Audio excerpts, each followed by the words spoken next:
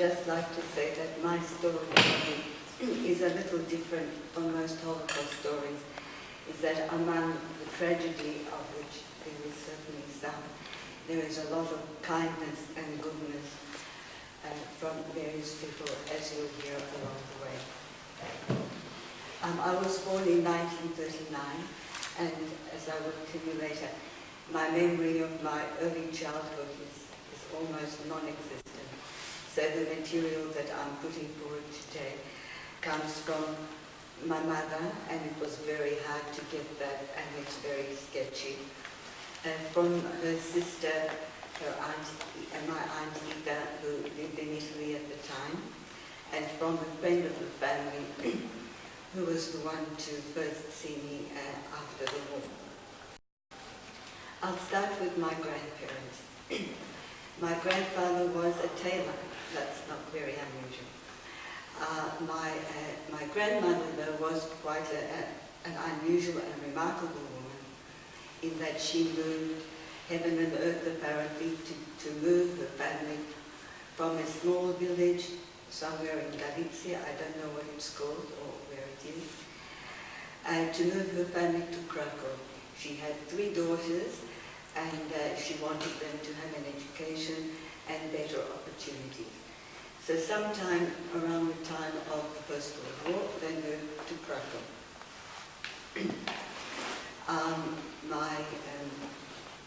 One of the daughters, the eldest one, went to commercial college.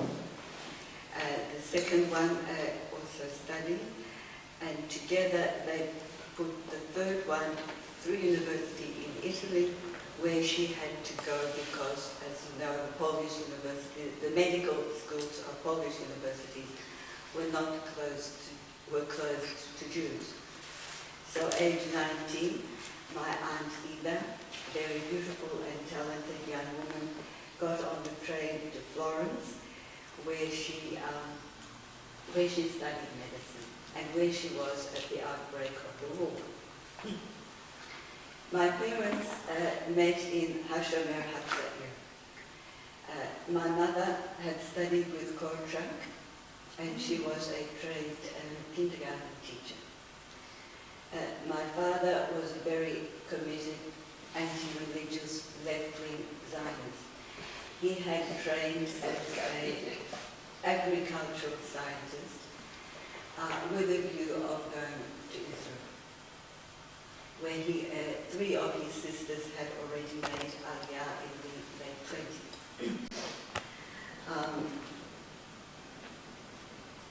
The plans for Aliyah, unfortunately, were thrown over because my mother became pregnant with me. So they were caught up in what followed. My father was notoriously anti-religious. I hope this won't shock any of you, but on Yom Kippur, he used to have parties at his house at which sardine sandwiches were served.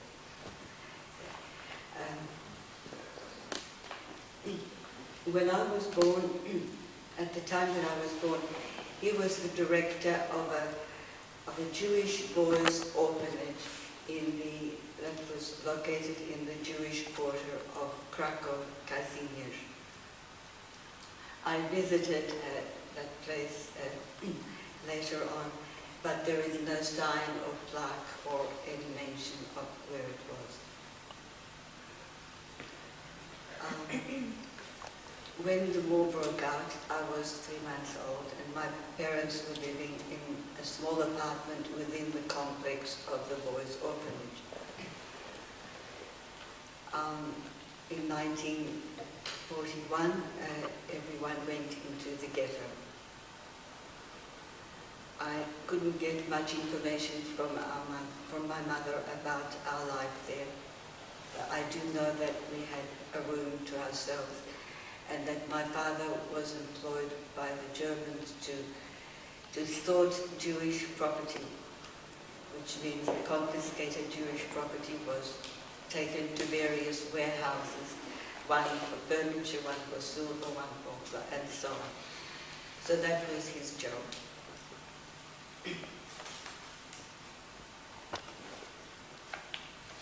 In in 1942, there was one final action, and we actually were in the big square awaiting deportation, whereby for some reason, one of the Nazi guards came up, as my mother told me, and said to my family, amongst scenes of panic and terror and wailing, apparently we were standing quietly to one side. He came up to us and said to my father, "You and your family can go home." So we went home, but after that it was realized that things were very bad and it was not known how long the situation would continue. So they organized to smuggle me out of the ghetto. Now, before they had gone into the ghetto, they had made contact with a Polish lady who agreed to take me to stay with her if I could be got to her place. Amongst my father's ex-students were young men who joined the Polish resistance movement, the Żydowska Organizacja Bojowa, the ZOB as it appears in the literature. And one of these young men took me in a rucksack through the sewers and out of the ghetto. And I had been prepared for this, according to what my mother said. They had taught me the major Catholic prayers. I don't know what else they said, apart that they said to me, go with this nice man, and when the war is finished, we'll come and get you. Apparently this was possible, and my mother always said I was a very independent kind of child who wouldn't cry too much, because some children apparently were refused the possibility of escape because as soon as they left their parents, they cried too much.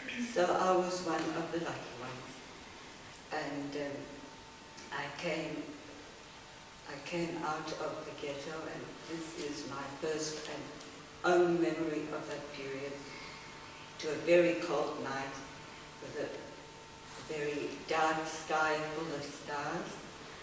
And I got into a carriage. There were still horse-drawn carriages in Poland at that time. It was driven by a driver in a top hat.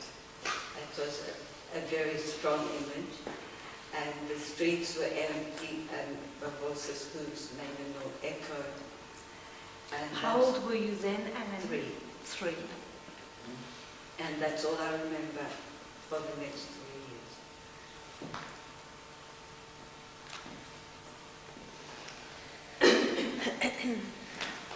The next 3 years I spent as an Aryan, well, on Aryan papers, because the Polish people weren't really considered Aryans.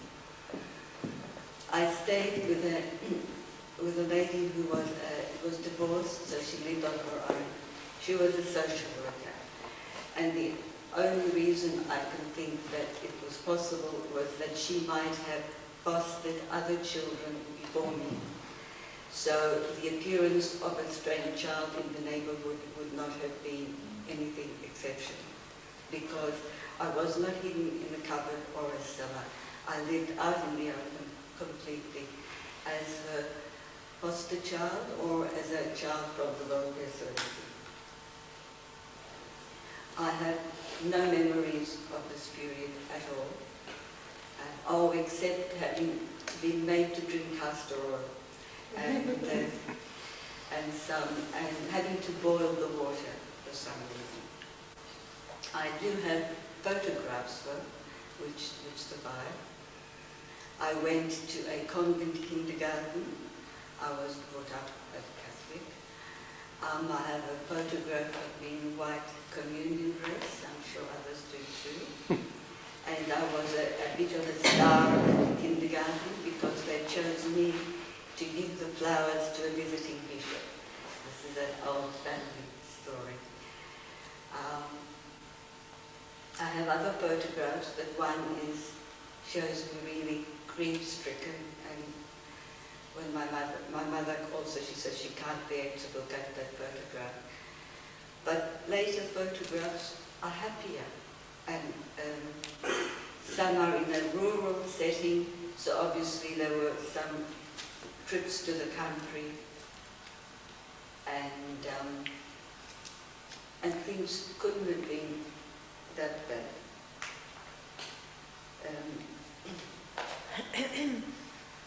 Well, I think they couldn't have been that bad, because I really don't know. In 1945, the war finished, and my mother came back. My father died in Mauthausen only a few weeks before the liberation. My mother was, after she had survived 7 concentration camps, she had a number on her arm. One of them was Auschwitz. She had been in one of the death marches. She came back to Krakow and she met a friend at the soup kitchen organized by the Jewish Center, where survivors all met. She herself said she wasn't brave enough to come and look for me, so she sent this friend. And this is the friend who is still alive and who told me this. And this, I remember, this lady came and she brought a tomato. I don't think I'd seen a tomato. And this is her description, that I took it and ate it, and I wolfed it down as though someone hadn't seen food for a very long time. After that, my mother came, and I remember she came with a chocolate cake. I don't know where one gets chocolate cake in Poland in 1945, but she managed. So she came a few times, and this again I don't remember, it's only the story that was told to me. She said she was my mother and that she wanted me to go with her. So I didn't believe her, I didn't want to go. 3 years is a long time in the life of a 6-year-old. And my foster mother had become my mother, and he was the strange woman coming to take me away. So she came several times to visit me, and apparently I would hide under the bed. I didn't want to see her, I didn't want to go. But she had a friend in the Polish militia, and this is again a story, and what I heard from my mother. And she brought him along to take me away. Apparently he sat down and took the gun that was part of his uniform and hung it on the chair. And my foster mother picked it up and threatened to kill herself if they would take me away. I don't know what happened, but obviously she did kill herself and I did get away. So we were the only members of our family to survive. So there was, and just then there were pogroms breaking out all over Poland. So there was nowhere for us to go but to Italy, where my aunt had survived the war. She graduated as a doctor and married a fellow student just before, or a few weeks before the passing of the racial laws in Italy. If that had not been the case, she too would have been deported to Poland. But she survived the war as a doctor in a psychiatric hospital in the depths of the South, which is a pretty terrible fate for a young and pretty woman. Her husband, also a doctor, was a doctor for the partisans, and they were separated for part of the war, but somehow my cousin was born. He was two years older than me. Younger than me. I do remember the trip from Poland to Italy, that we were on a train, and I remember the stations and the suitcase, people sitting on suitcases. Well, I sat on the suitcases, but there were these old cardboard suitcases, you probably remember them. And the terribly devastated landscape of Europe, and how our train was the first train to cross a bridge just built by the American Army, and everyone was praying. And the train with the Russian soldiers going the other way, going back home. And they were actually very nice. They gave that, from the window of one train to the other, they passed us some sugar cubes.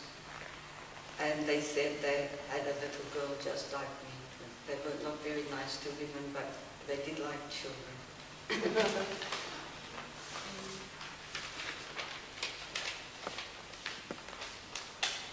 So we ended up in Italy, in Florence, in the middle of the night, as I remember, and we walked all the way to my mother, myself, and this friend who was sent to find me.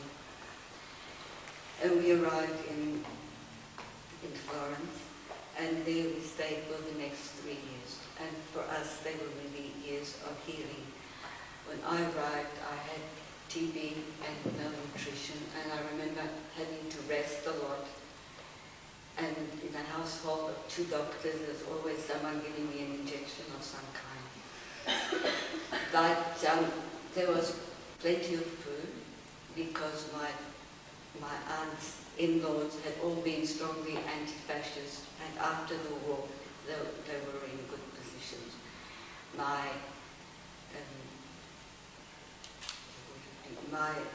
aunt's husband's father had a very high judicial post, and all of a sudden there was a huge extended family. My aunt's husband had 5 brothers, and they all had a communal lunch, one of these huge Italian lunches.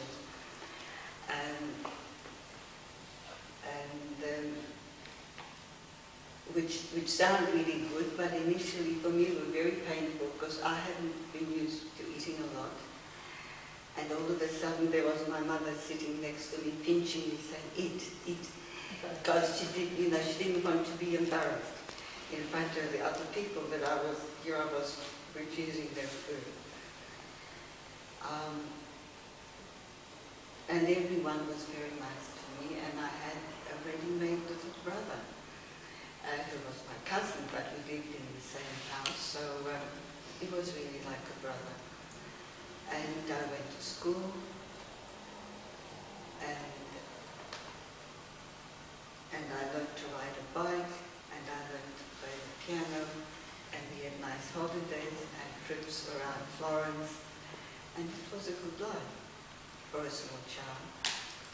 But for my mother, life in Florence was not an option because she didn't have a future there. A single woman, didn't know the language, didn't have connections. So we were wondering where to go, or she wondered where to go. And my uncle offered to adopt me. And she wrote about this to my father's sisters who were living in Palestine. And amongst my papers I had the telegram, reject the adoption child to remain Jewish, permits to follow. So they were going to send us permits to immigrate to Israel, but it was 1948, and my mother said she couldn't go from one war into another.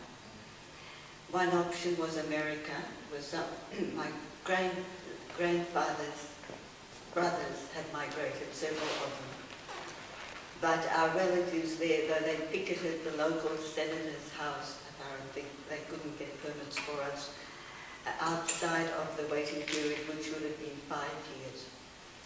But meanwhile, this friend of ours had gone to Australia, the one who picked me up from Holland. And she managed to organize a sponsor.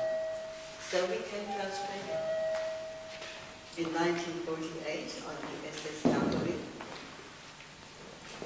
And I'm sure you've all heard stories of the horrors of the immigrant ships. But for a small child, they weren't. They were really fun. And especially for me, because I spoke Italian, and the Italian crew all loved children, and they were very nice to me. And I remember there was a whole group of us who virtually had the run of the ship, including the engine room and staff quarters and everything, places. Of course, it was highly illegal, but it didn't matter. So that, for me, that was, but apparently the food was dreadful. And my mother organized through her Italian connections for me to have some extra food from the first class menu. I think that must have been the first time I had tinned pigeon. So I remember that. I think for the adults it was really dreadful. When I was traveling later in the 60s, I was traveling to Europe on a ship. And I had mentioned to one of the other passengers that I had been on a ship like this before. And he said, "What did you do for entertainment?" So I thought and said, yes, we did have entertainment. We were allowed to watch the first class dances. And that's really how it was. It was different worlds, and the first class were the proper immigrants from England or France or wherever. And they had dances and the women were beautifully dressed. It was like fairy tales. I was a big reader of fairy tales and I could identify very easily. But one other thing happened. I don't think if it's been clear up till now that I didn't know I was Jewish. During my time in Italy, my relationship with my mother had been very diluted. She herself was ill and needed a lot of recovery. And I had all these other things in my life, my husband, my school, my friends. Of course, I spoke with my mother and we saw each other and we went out and we had meals together, but everything was polite. Then one day, again, got up in the middle of the night and we were on a ship. And I remember the first thing I answered when we were on the ship was, "Why don't I have a father?" And she said very simply, "He died during the war." So I could understand that. I knew there had been a war. And so I left it at that. And then all of a sudden, on this refugee ship, which I didn't know was a refugee ship, the world became divided into Jewish and not Jewish. I didn't know what it was. I'd heard the word Jewish, I suppose, from somewhere, but I didn't know what it was. But I knew it wasn't anything good. It was something black and sinister and scary and not to be thought about. But there was an incident that was told to me, because again I don't remember. I came very excitedly to tell one of the adults that a girl had fallen down the stairs. You know, ships have very steep flights of stairs between decks. And the person asked, "Was it one of the Jewish girls?" And I said, "What does it matter if it was a Jewish girl or not? It's a girl fell down the stairs." And for some reason that made me cross. But that was all. Then we arrived in Australia, got off at Station Pier like everyone else. But unlike everyone else, we were met by the lady who sponsored us. Her name was Mrs. Surface. She had emigrated to Australia many years ago and had become a very successful businesswoman with factories and real estate and all kinds of other businesses. What was her name? Pardon? What was her name? Zerpas, her name was. Rosa Zerpas. She owned the Gouttman hat factory and lots of hat shops throughout the city. So she picked us up in her car. I had never seen a woman driving a car before. I was quite impressed. And then she took us to her home. And her home was, I suppose, a mansion in Martin Street, Elwood. I don't know if you know it. It's right near the sea, maybe 5 houses from the beach. A big sort of Bauhaus-style mansion. And there we stayed with her for a while in her own home. It was a very spectacular residence. An upstairs with a blue music room, a pink and black bathroom, a tennis court, a servant's quarter above the garage. She also owned a farm, and I would visit there sometimes. She had parties at her house where there were people in evening clothes. I had my hair curled in long ringlets. I was very happy. She was very nice to us. So unlike other immigrants who went to hostels and Bonagilla and other places, we had this. However, at the time, I still didn't know I was Jewish. I found out from her, from this service, quite by chance. One day we were in the garden, and I saw it was October when we arrived, and the weather was warm, and I asked her, I can see that everything is different here. I said, what do people here do for Christmas? And she drew back and said, but you know that Jewish people don't have Christmas. And I said, yeah, but I'm not Jewish. She said, oh yes, you are. That's how I found out I was Jewish. I remember being upset, and I ran to my mother and said, is it true that I'm Jewish? And she said, yes, it is, but you can be whatever you want when you grow up. And that calmed me down a bit. Many years later, when I asked her, why did you not tell me I was Jewish before then? She said, my mother had a very black humor. She said, believe me, at that time I had bigger problems than your religious affiliation. So I can understand that. And actually, she also said that at one stage she wasn't even sure whether she wanted us to remain Jewish, to protect me from these terrible things. But when we came here, and the only people we met were Polish Jews, I don't think she had any more choices after that. So I was unhappy. At that stage, I was still wearing my medallion that I had during the war. And it just seemed all a bit of it come down from how things had been before. I was shown the synagogue, or this is where Jewish people pray. It was a proper car, someone pointed it out to me. It was the temple on Alma Road. And I said, can we go in and have a look? And he said, oh no, it's not open. It's only open at certain times.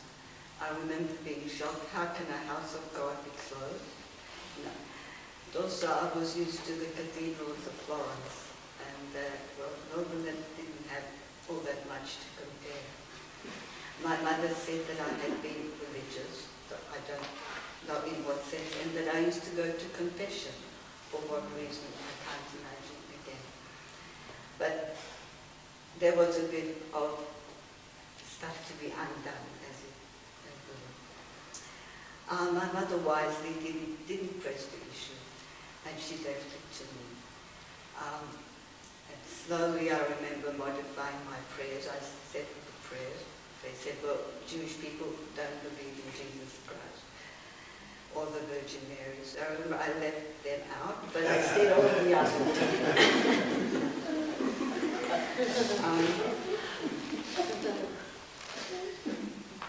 At that time, I was lucky enough to attend Mrs. Earp found for me a class for migrant children, one of the very few around, held at St. Kilda Park State School. And my friend Anthony, we were in the same class. That's where we met.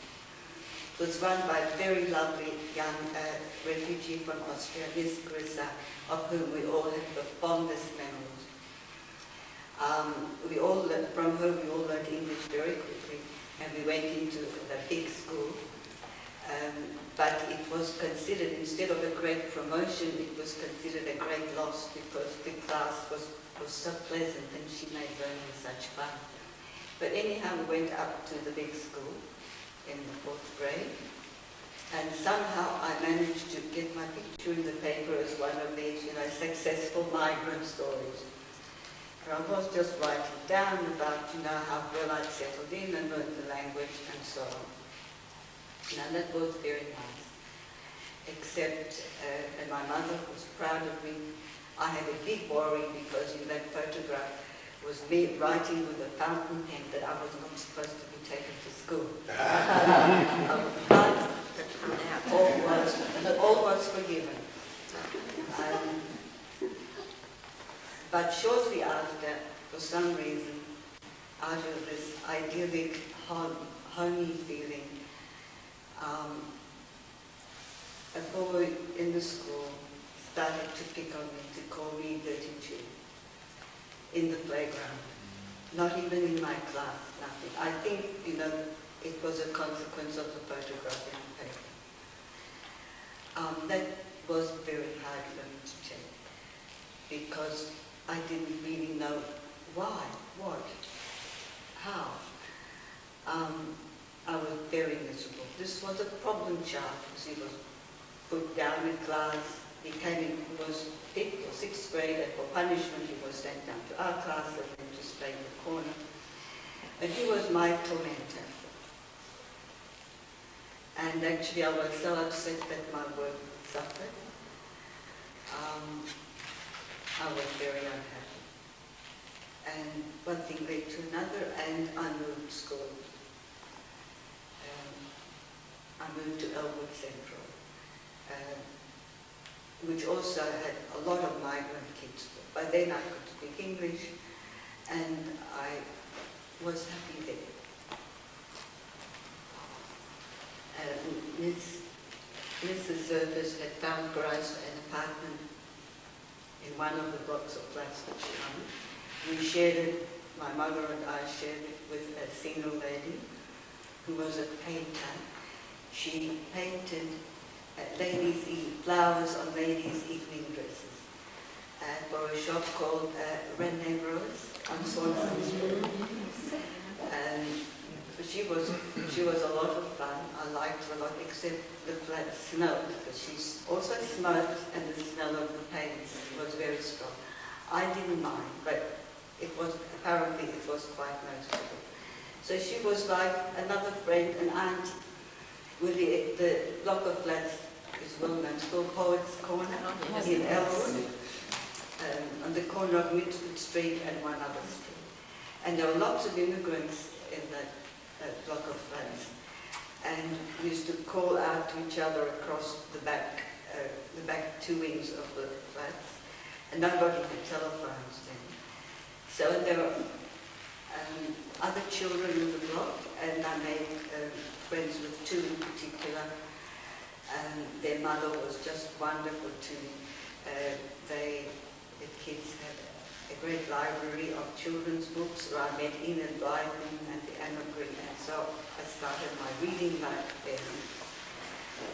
And my mother was working in a hat factory, but it was Mrs. Zervis hat factory, but it was very hard for her.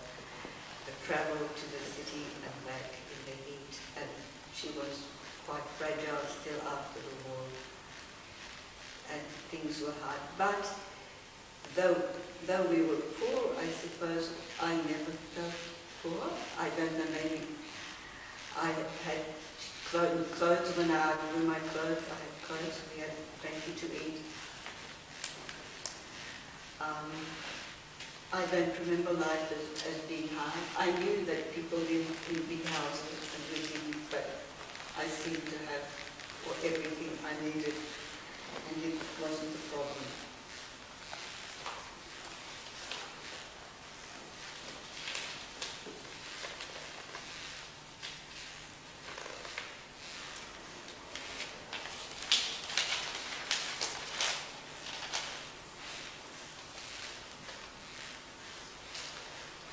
At Elwood Central, where I was also quite happy,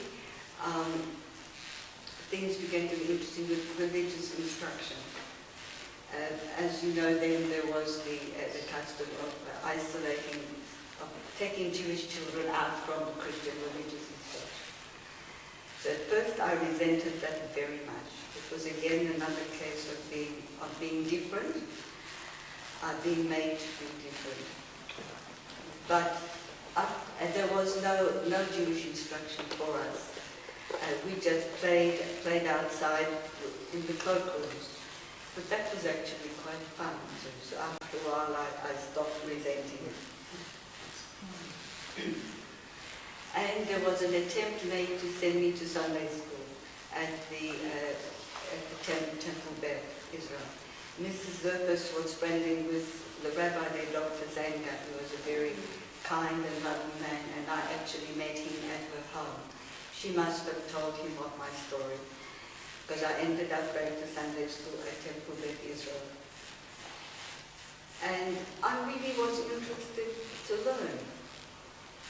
But the children there were so horrible, that I stopped going. Now I can't work out what it was, but I did ask questions, I suppose, that would have been so nonsensical to the average Jewish child that I became very unpopular. I remember the rabbis, they were really nice, really kind, really patient, and explained everything. But when they told us that it was wrong to have milk and meat together, I was puzzled. I said, but in Australia milk was so plentiful and people drank milk with everything. And because I had been so ill and fragile, my mother was getting me to drink milk sort of at every meal because, milk was supposed to be good for you then. I said, but my mother says we should drink milk all the time. So that didn't go down well. And I had this terrible conflict. The children, I think they were just so smug and so sure, and they knew where they were coming from, and they knew who they were, and they knew what to expect. And they could do Hebrew dancing and everything that to me might as well have been on the moon. Anyhow, I started developing headaches on Sunday mornings, and my mother kindly said I didn't have to go anymore. However, at school, I found most of my friends were Jewish, whatever that was, and on the Jewish holidays, they went to shul. And they said I should go with them because they knew I was Jewish, so you have to go. So I went, and at first, never went inside because that was also a strange world. I had no idea what was happening. But outside was quite fun, and everyone began to fast. So I also began to fast, and my mother was quite tolerant. She didn't try to persuade me or dissuade me, nothing. But when I fasted, she said, you know how you have to break a fast. You can't just eat anything, because she was from a traditional family. And so she knew these things. And so in our family, we broke the fast with a glass of sweet wine and a piece of sponge cake. And that was it. So slowly I began to be drawn into the Jewish world. But it was very slow. Then I got to McGraw, and there were again lots of Jewish girls, but there was one in particular, and it was in our group. Her name was Miriam. So she came from a traditional Jewish home, a very kind and warm-hearted girl. And she came across me as this Jewish girl, for all practical purposes, was a god. So she said this wasn't right, and she invited me to her place on the Saturday, and she really made every effort to introduce me to the kindness and love, I suppose, which is part of being Jewish. At that time, I also joined Betar. I don't know how, or under what circumstances, but I joined. And Betar really was quite wonderful at the time. First of all, you didn't have to be anything. Like, for Bnei Akiva, you had to be religious. For Habonim, you had to have a lot of social poise and be very cool. For Betar, they took anyone. And they took me. And that was wonderful to be accepted. No one expected anything of me. They had a really exceptional educational program. They had really top-class leaders. And there I learned about our history and about our culture, and that we had heroes and we had poets. And I read my first books, Abacus, Thieves in the Night, a great Zionist saga. Howard Faust was the book about my glorious private and other things, of course. The Diary of Anne Frank came out, and I started to feel that I had a place in the world. And they didn't expect anything from me. They just gave. At that time, it wasn't strange that I couldn't speak Yiddish. It was nothing. Nothing was strange about me. They also had inspirational leaders. One especially, a Sharia from Israel, who knew Tanakh as well as Dostoevsky, and that was a great inspiration in every way, Jewish and intellectual, and of course Zionism. So the Zionism became very strong in the Zionist family. Because in spite of learning everything, I think for me religion at that stage was pretty much a lost cause. And anyone who said, well, I had to do this and I had to do that, I just was not able to accept it. And at Grove at that time I was studying history and doing the history of nationalism. And it blended in because I looked at the nations of the world, and I had myself had an experience of, well, in Italy, they give you a very strong nationalist, patriotic education with novels and everything, just proclaiming the love of Italy and the greatness of the land and the culture of its people. So I knew what that was, but I knew I didn't belong there. I also knew I didn't belong in Poland, because I read the first thing they did on gaining their independence was kill Jews. So I thought that wasn't for me. But I did find myself in Zionism. And ultimately I had hoped I wanted to go to Israel. But Beitar, unfortunately, at that time was not keen on people going to university. They said, you finish school, you go on Aliyah. And that was not something I could contemplate, and certainly my parents couldn't contemplate, and I didn't want to either. So I did make Aliyah, and I loosened my connections with Beitar, and I went to uni. Up till now, though, I omitted to say that my relationship with my mother was a difficult one. When we came to Australia, I had to virtually start our relationship from scratch. I even had to learn to speak Polish because while I was fluent, her Italian wasn't good. So she spoke to me in Polish, and sooner or later, of course, I learned. So we spoke mainly in Polish, and while she was not an oppressive mother, because I was given a lot of freedom compared with other girls I knew. Far from being overprotective, there was nothing that she wanted me to miss out on because of her tragic life. There was a camp or an outing or an excursion that I had to be on. But I don't remember really what happened, why I was so unhappy. But there were times when I was very unhappy.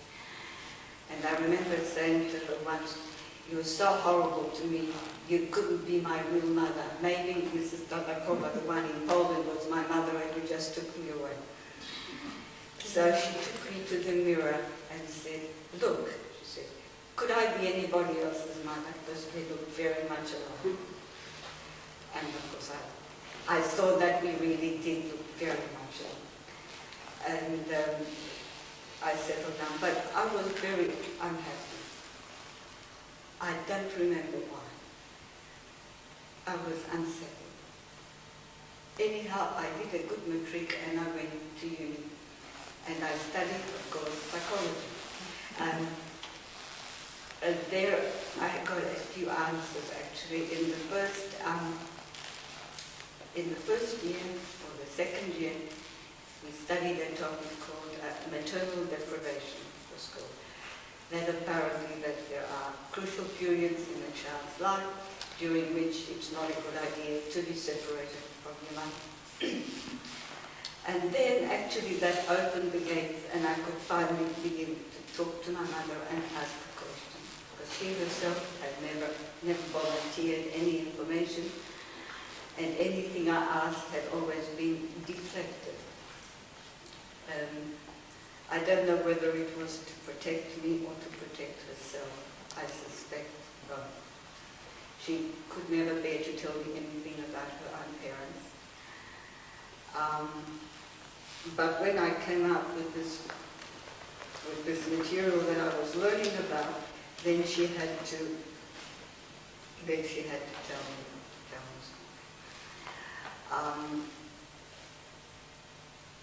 She had to tell me about where she came from and what happened to her and what happened to me, I suppose, in my early childhood. And slowly after that, things began coming out. And so I was able to piece together some picture of what I had been before 1945. This was the body of literature called maternal deprivation, that children deprived of their parents for a certain time come down with certain symptoms, which obviously I was clearly suffering but not aware of. So after that, things between us began to get better because we had a very strained relationship and I didn't know why.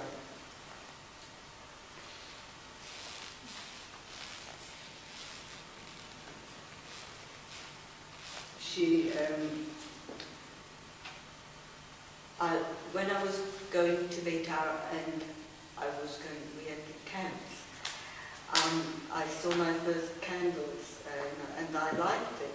And I said, why don't we light the candles at home? And she said, no. She said, you can do that in your own home when you leave, but not here. She was also very much opposed to the wearing of religious symbols like the Magen David and other things, which was hard for me. I was just developing an identification with the Jewish people. She said, oh, you can do it in your own home, but not here. And that was hard, but I had to respect it. So I went to Melbourne Uni, and apart from psychology, I did Hebrew 1A with a view of preparing myself for Aliyah. I think that was a bit of a dream that Hebrew 1A would prepare you to cope with the Jewish state, but never mind. I learned more about being Jewish, I suppose, the language and culture and history. There was a section on Hebrew literature, which I enjoyed immensely.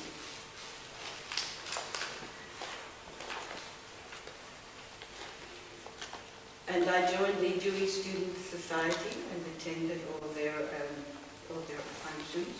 I learned a lot there, and it was very enjoyable. But and then later on, I joined the ALP club. Unusually, there were no Jewish people in it. There was one other, so people might know him, Leon Glazer. Yes. He was the only other Jewish member there. Hmm? Really? We got two already. So I joined the Jewish Student Society and the Holocaust. And that was an eye-opener. That was really my first brush with the non-Jewish world. And I enjoyed it thoroughly, I must say.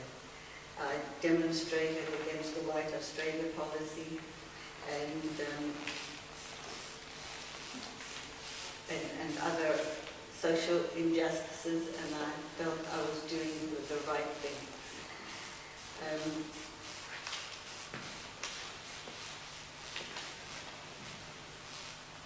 And from my time in Beitar, of course, I developed this heroic and romantic view of Aliyah, and I said that when I finished uni, I would go.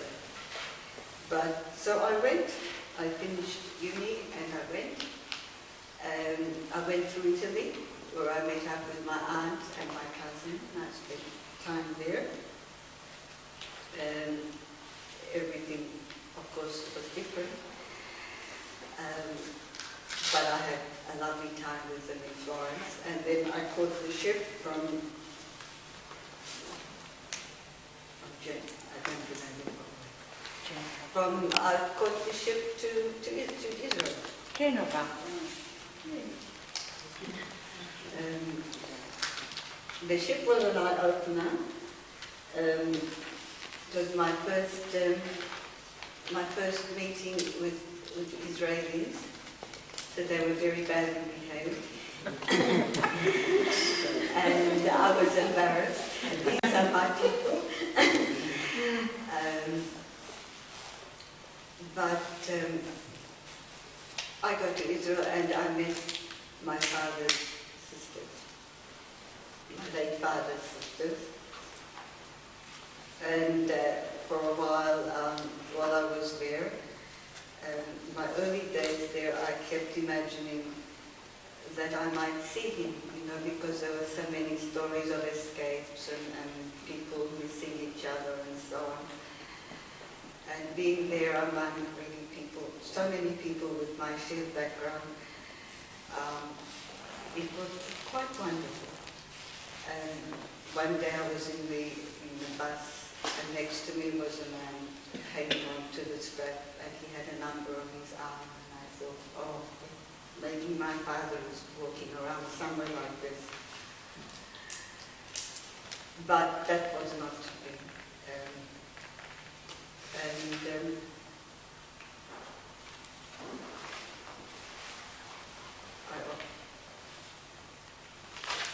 As I went on, I met up with, that was my late father's family in Israel, and one of my very close girlfriends from Melbourne had made Aliyah and had met up with my first cousin and married him. So I had another base there. But quickly I went, I looked around trying to get, I went to an Ulpan and I had fun. And then I tried to get around for a job, and pretty soon I found out that, unlike in Australia, they didn't, if you didn't have a master's degree, any training in psychology you had was not within you. So I enrolled in the master's program, and I spent a long time, I took my time doing it. And I lived in Israel, and I thought, oh well, here I'll belong, but I didn't. First of all, I lacked all that early childhood bit. I lacked the fairy tales. I liked the fairy tales. I liked the literature. Or the history I could get. I had family there. My late father's 3 sisters had all made Aliyah in the 20s. And they were good people, but they had been really damaged by their years of hardship. They were bitter. They were not life-loving. And I was 22 and I was life-loving. I tried not to have too much to do with them. But I had my cousin and his wife, who was my girlfriend. They were my base. They had a baby, and that was the first baby in my family that I had ever seen. And that was a really big deal. And I really loved that feeling. I was caught in Israel during the Six-Day War. I mean, I was there studying during the Six-Day War. And as the build-up happened, I wish I could tell you that I was brave and heroic, but I was not. I went completely to pieces. It was June, it was our exam time. And I found I could not concentrate at all. I could not do anything. I was just paralyzed with fear. I went to see my lecturer and I told him I couldn't study, I wasn't able to prepare for the exam.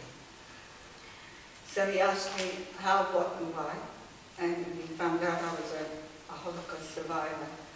He was very understanding. And he said, oh, don't worry, he said, you're not the only one. I've got just a fully trained, experienced psychologist on my staff who can't function either. So he postponed my exam. I think all exams were postponed, I don't remember. But they were very hard times for me. I was really, really frightened.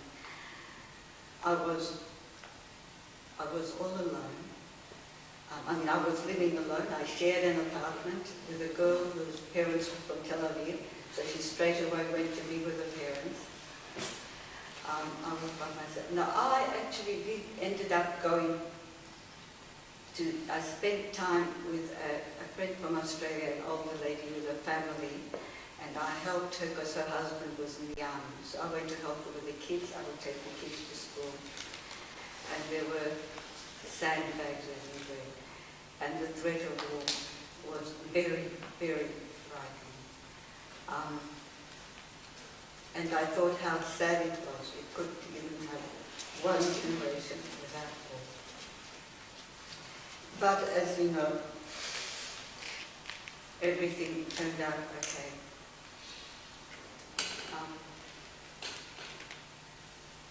Actually quite euphoric, and very slowly life resumed.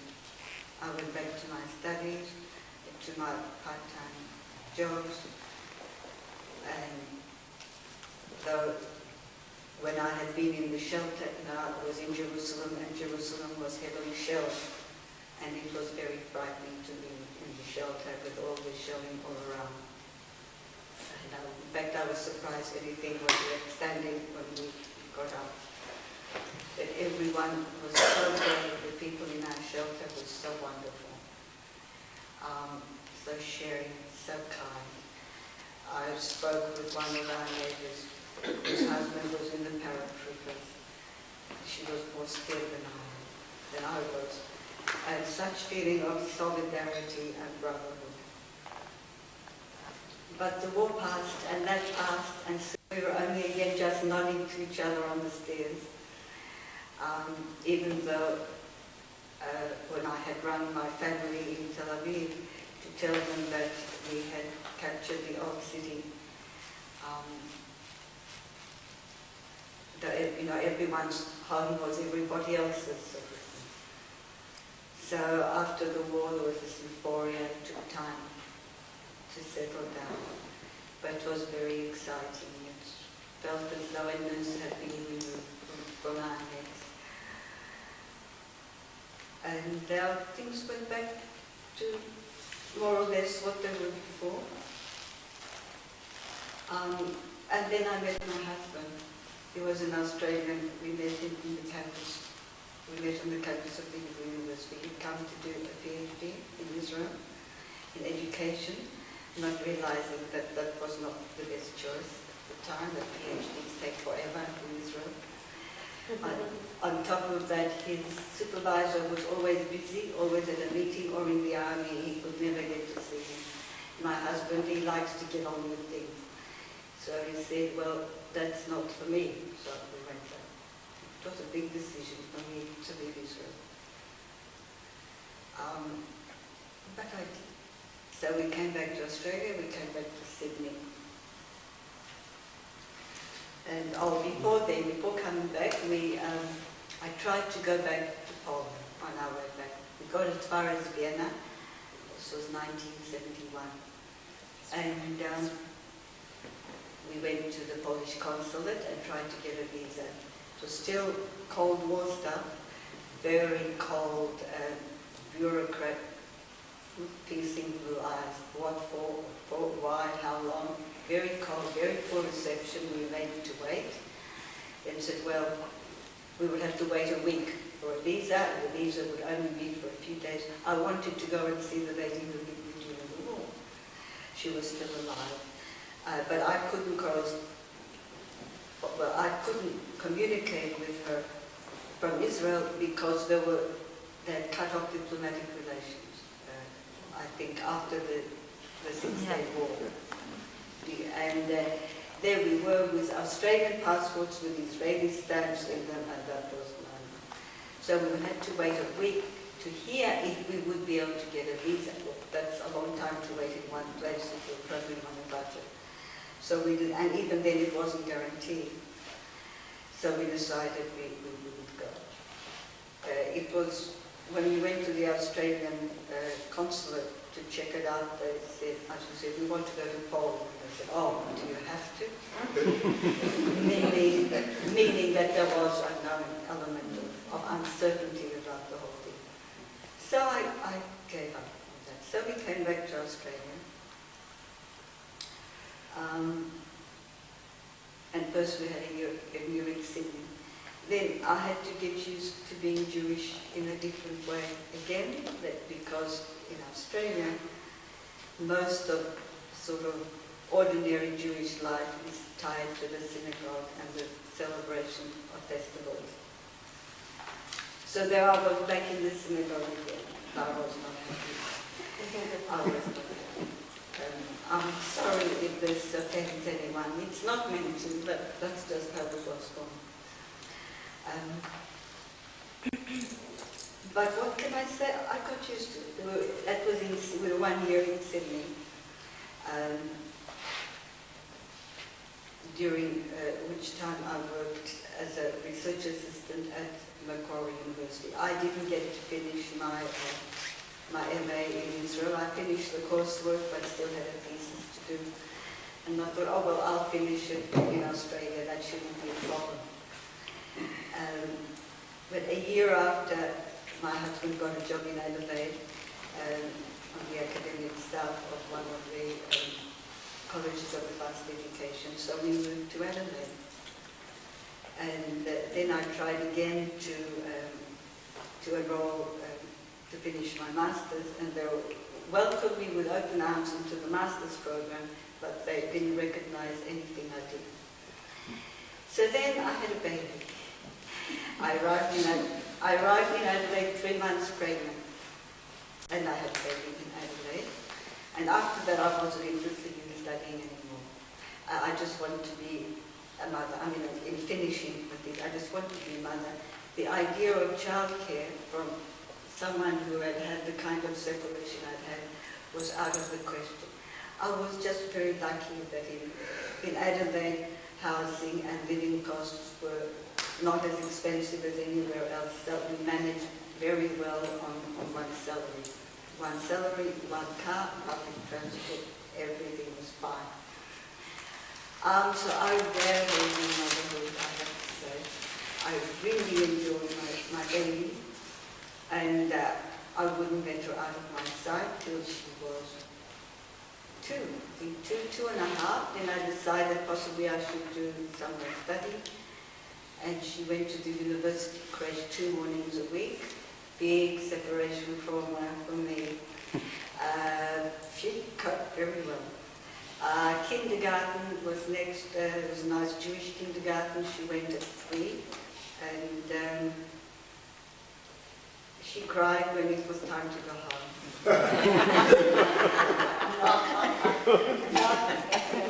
The mother cried when it was in the morning. I was watching all the time. However, not long after she was born, I did have these, what I call Holocaust thoughts. She began to get a bit heavy. I thought, how far could I have run carrying a baby? like women have to do. How could you manage hiding a baby and all the stuff they need, the nappies and the bottles and the creams and everything? How did people manage in the ghettos and so on? So there were unhappy thoughts. How could you give away a child? That was the biggest one. And then I watched for these landmarks. Well, these dreadful things happened to me when I was 3. She was okay at 3. At 6, she was okay at 6. At 9, when we left Italy, she was okay at 9. Nothing terrible happened. So I settled down. A bit. So she was at school. Meanwhile, my relationship with my mother, which had been tempestuous as I was growing up, magically was repaired, and we became such good friends and so close. And I shared lots of things with her, and she shared more with me about her family, which she had not wanted to talk about before. Still had been very hard for her to tell me what had happened. She was resistant to a lot of things, but she never interfered with my life. Except once I came home from a Beitar camp, after having seen the candles lit for the first time, I said, I like it, you know. It's what Jewish people do. Can we do it at home? She said, no. She said, you can do it in your own home when you're grown up, but not here. I wondered at that. I think the only reason I could think of was that it reminded her of her own parents' home. And that, and about my grandparents who had been, I think, shot early in the war, because in Krakow that's how they did.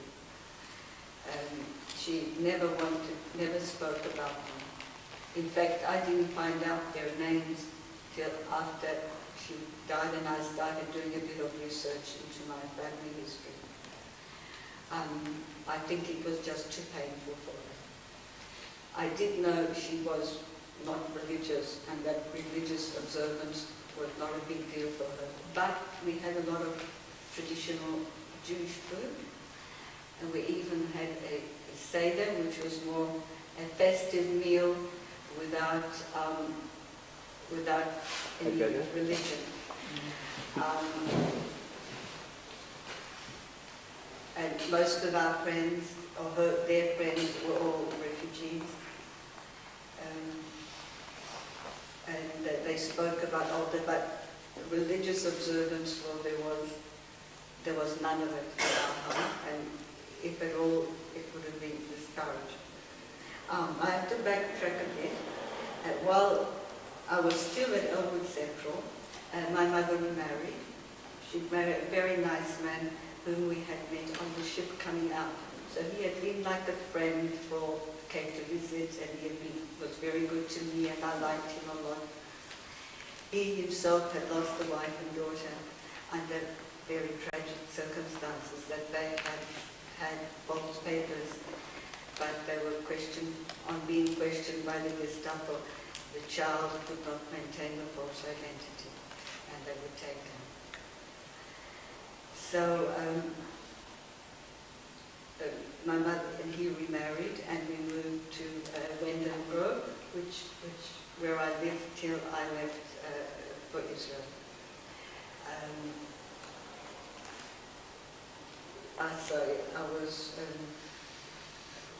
My mother, when I was married and with the baby, I was getting on really well with my mother. She was a wonderful grandmother. She had this wonderful, she was a magnet for children. She, because she had worked with Korczak, and she was very obviously naturally gifted in that area, she just had to look at a child, and the child would go up like that with the arms. I had never seen anything like it. She was a very doting grandmother, and so she died too young. I think she died of lung cancer. At least she had the pleasures of seeing me settled and with the grandchild.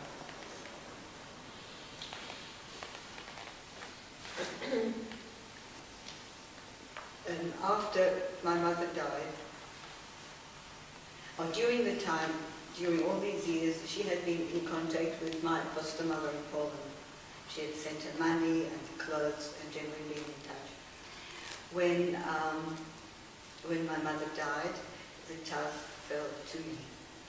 And I had never sort of been in touch with her because of the language, and I think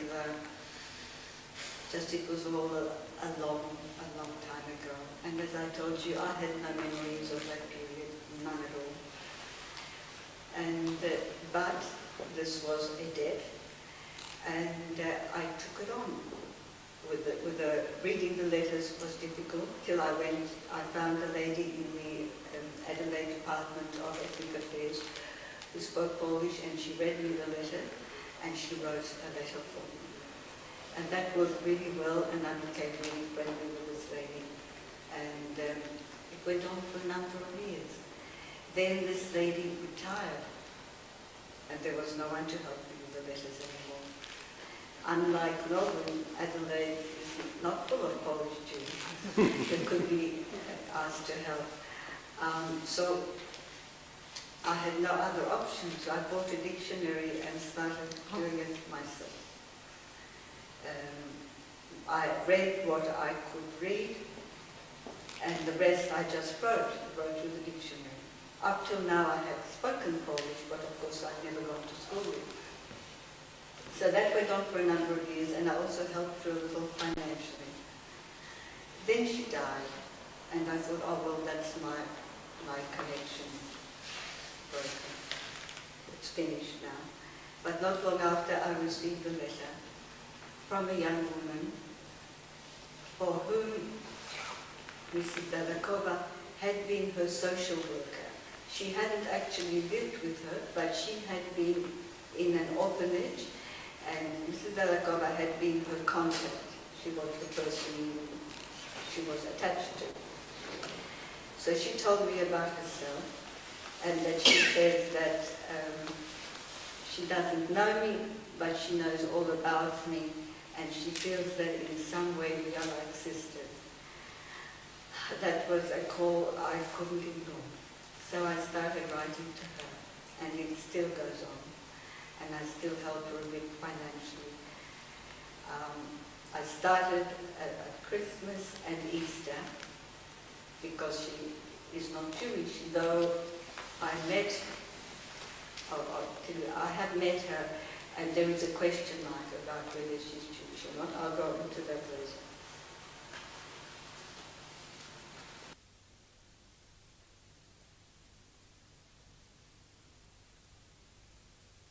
I went back to study, and I qualified as an interpreter in the Italian language, because I had this basis from my early childhood experience. And I worked in the hospital system, and I also had a part-time job in one of the local councils as a bilingual information officer. It sounds a lot grander than it really was.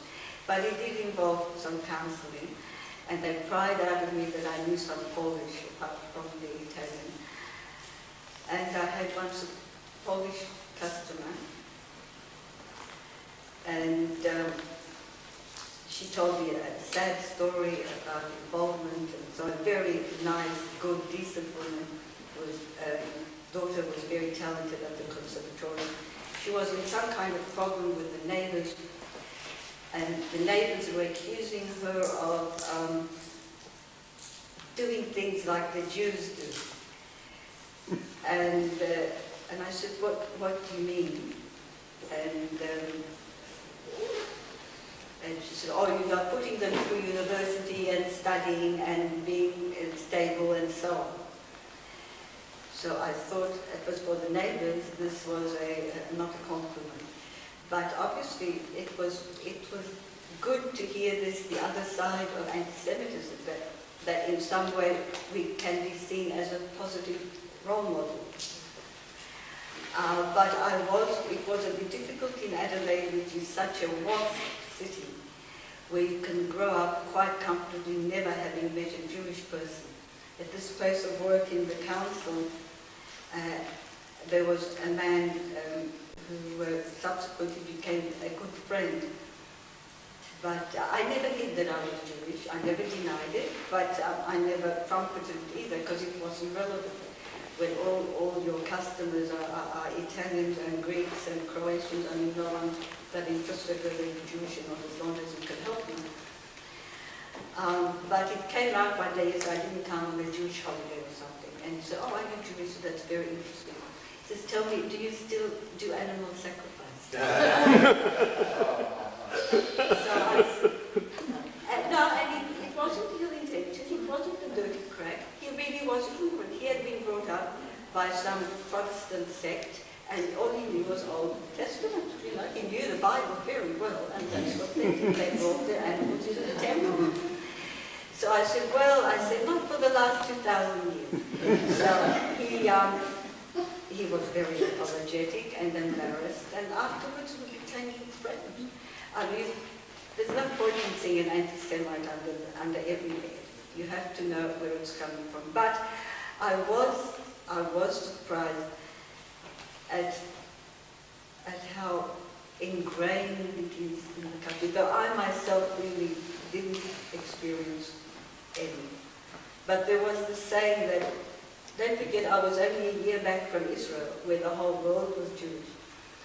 And someone said, well, if you're going to be a Jew about it, and you know, little cracks like that about the Jews being mean and so on, that was very upsetting.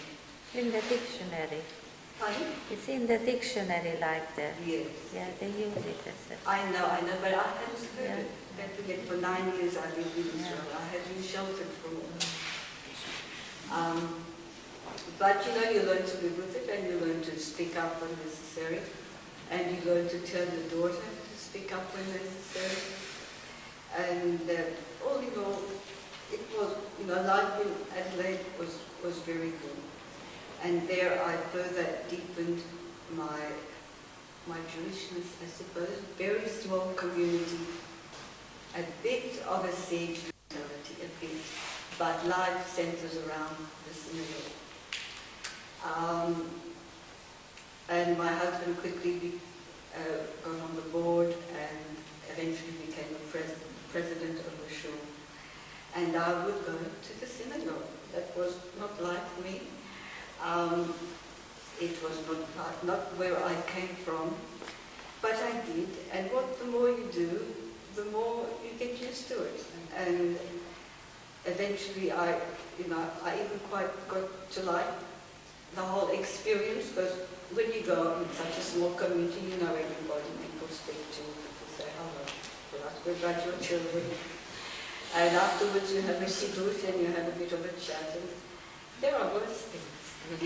And I got to learn to know more about Jewish things rather than Zionist things, about the festivals and about Jewish values, which I think are quite wonderful and quite precious. Like in the book of Ruth, you know, about leaving the bits of wheat for the poor. Well, where else at that period in history do you find an equivalent sort of caring attitude? And about tzedakah, charity. It's thinking of others, and especially one that was often thundered about in the pulpit, lashon hara, the evils of gossip. You can imagine in a small community, they are rife. There was one particular lady who was known to, if you want anything to get around the community, just tell her. It would be all over the next day. So this small communal living with intense involvement in the Jewish community. It was good. It wasn't where I came from, but it's where I ended up. At work also, things were interesting. I worked with a community of interpreters. I think I was the only Jewish person. And being Polish, of course, I was very wary of my fellow Polish interpreters. I had no difficulties there. Interpreters, many of them are polyglot and very cosmopolitan. and there were no problems. The amusing thing was that once again I could pass. You know, I was taken by the ladies I worked for. I could pass as an Italian very easily. They just couldn't identify what region I was from because of my accent. Because I was small and dark, and I spoke nicely to them, and they assumed I was Italian. And if they couldn't quite, if I couldn't quite understand what they were saying because I came from a different region.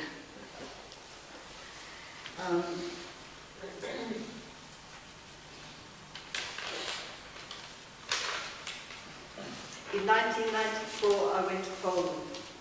I was really hoping to get back some of my memories. I wanted to see where my family had lived and the things my mother had told me about. But I didn't remember anything. I stood where I had lived for 3 years with my foster mother, and I didn't remember a thing, not a thing. I couldn't get in to see the flat where we had lived. We had asked, but the neighbours, they were never at home. I did meet a neighbour, a very old lady, who had known my grandmother and who had known all about me. And she filled me in on the details. Apparently after me, Mrs. Damakova had never fostered another child, and she always referred to me as Moja Anja, which means my little Anne.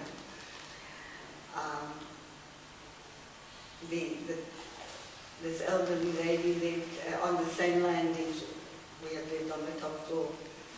And she invited us in, and the place was so poor, so shabby, worse than depression and stuff. Nothing had been done there, I'm sure, since 1920. Big, beautiful rooms, but everything was falling to bits. It was very sad, very depressing. I didn't remember anything at all, but it was still very important for me to be there. I saw what a beautiful city it was, where my parents had grown up, and where they had walked and where they had lived. Unlike a lot of Jewish people, my mother actually was homesick for Poland, for the woods, for the beautiful city. We took a trip to Zakopane, where my grandmother used to run a restaurant during the summer vacation. And again, the Polish forest was what my mother said she missed. And you read about the Polish forests and the partisans. And finally, I got to see why it's possible to hide in the forest, so dense, the trees, so dark.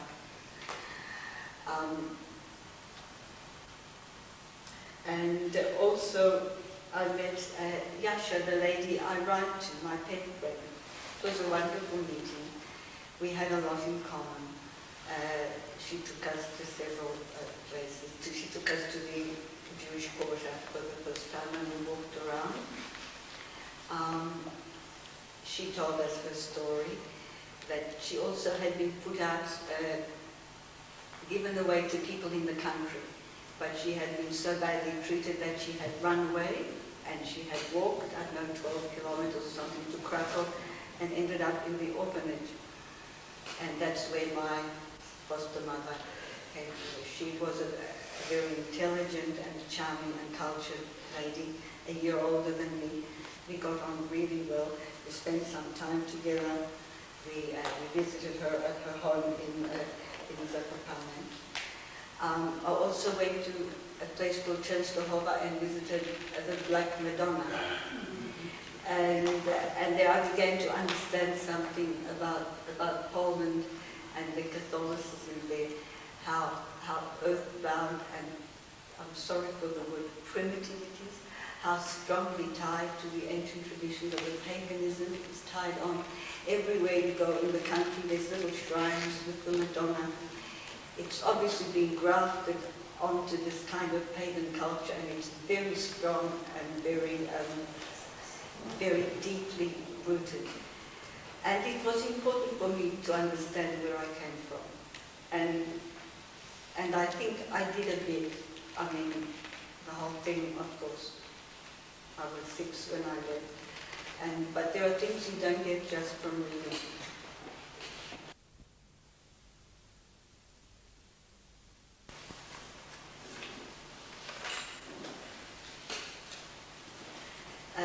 I began to work. I went back to study and I qualified as an interpreter in the Italian language because I had this basis from my early childhood experience. And I worked in the hospital system. And I also had a part-time job in one of the local councils as a bilingual information officer. It sounds a lot grander than it really was. But it did involve some counseling. And they pried out of me that I knew some Polish apart from the Italian.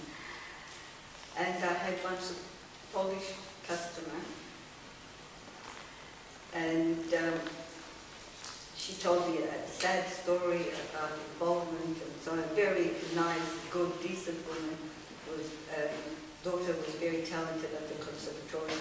She was in some kind of problem with the neighbors, and the neighbors were accusing her of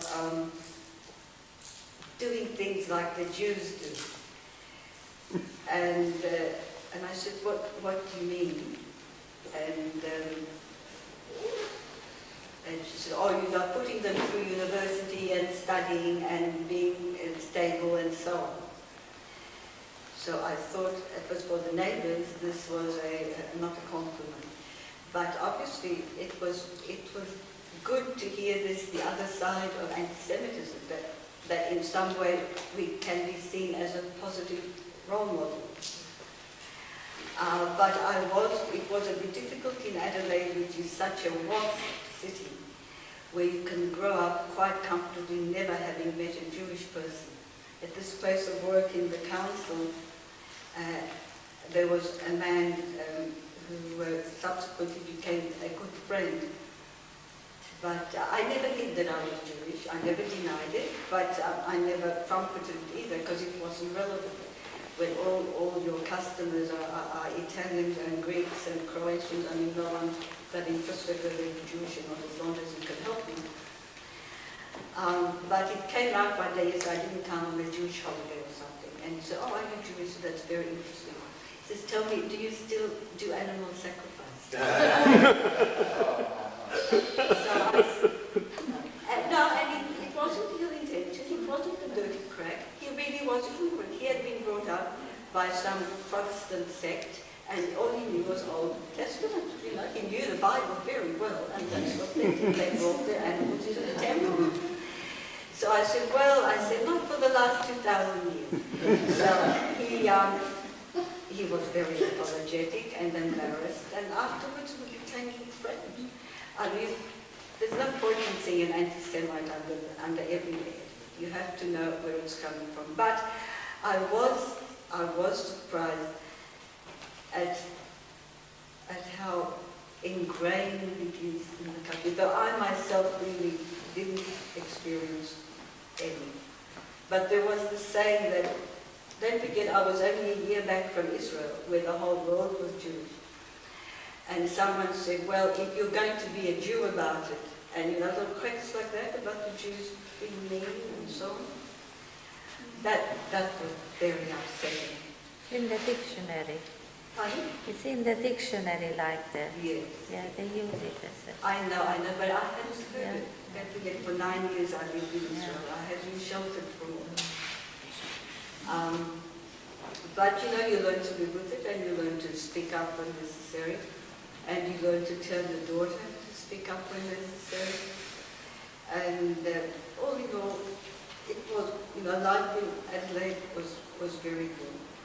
And there I further deepened my Jewishness, I suppose. Very small community, a bit of a siege mentality, a bit, but life centers around the synagogue. And my husband quickly got on the board, and eventually became a president of a shul. And I would go to the synagogue. That was not like me. It was not where I came from, but I did. And the more you do, the more you get used to it. And eventually, I even quite got to like the whole experience, because when you go in such a small community, you know everybody, people speak to you, people say hello, you ask about your children. And afterwards you have a kiddush and you have a bit of a chat, and there are worse things. And I got to learn to know more about Jewish things rather than Zionist things, about the festivals and about Jewish values, which I think are quite wonderful and quite precious. Like in the book of Ruth, about leaving the bits of wheat for the poor. Well, where else at that period in history do you find an equivalent sort of caring attitude? And about tzedakah, charity. It's thinking of others, and especially one that was often thundered about in the pulpit, lashon hara, the evils of gossip.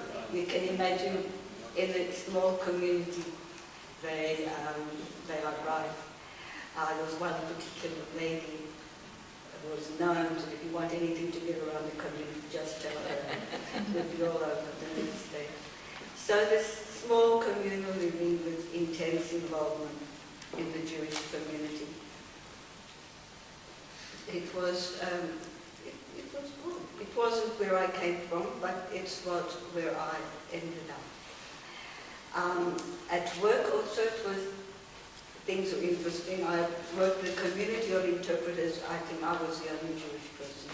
And being Polish, of course, I was very wary of my fellow Polish interpreters.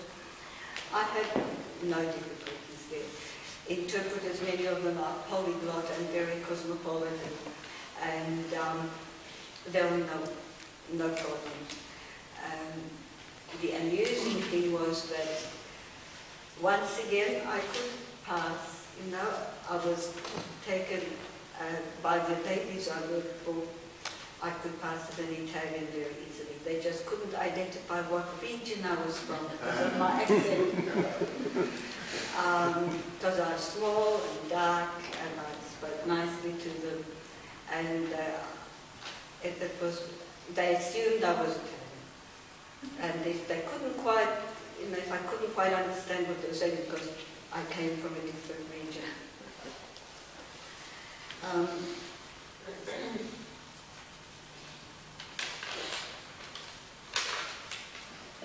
In 1994, I went to Poland. I was really hoping to get back some of my memories.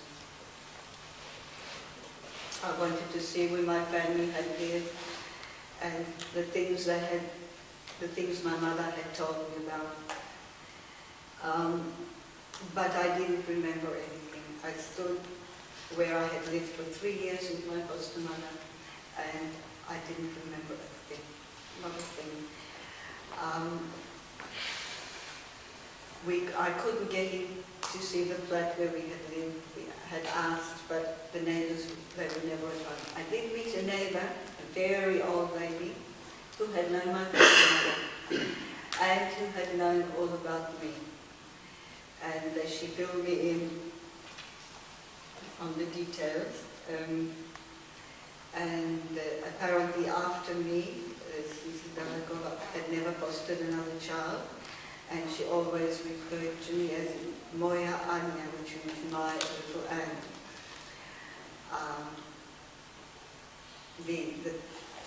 This elderly lady lived on the same landing. We had lived on the top floor.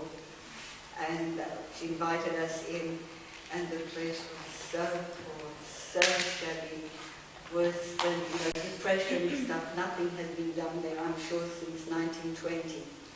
Big, beautiful rooms, but everything was falling to bits.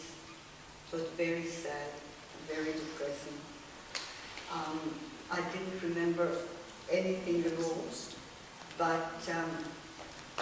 but it was still very important for me to be there. I saw what a beautiful city it was, where my parents had grown up, and where they had walked and where they had lived.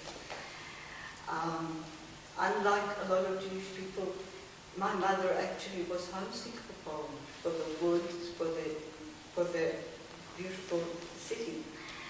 We took a trip to Zakopane, where my grandmother used to run a restaurant during the summer vacation. And again, the Polish forest was what my mother said she missed. And you know, we read about the Polish forests and the partisans. And finally, I got to see why it's possible to hide in the forest, so dense, the trees so dark.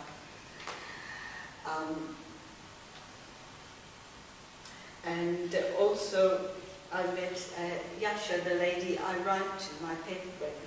It was a wonderful meeting. We had a lot in common. She took us to several places. She took us to the Jewish quarter for the first time and we walked around. She told us her story, that she also had been put out, given away to people in the country, but she had been so badly treated that she had run away and she had walked, I don't know, 12 kilometers or something to Krakow and ended up in the orphanage. And that's where my foster mother came to. She was a very intelligent and charming and cultured lady, a year older than me. We got on really well. We spent some time together. We visited her at her home in Zakopane. I also went to a place called Częstochowa and visited the Black Madonna.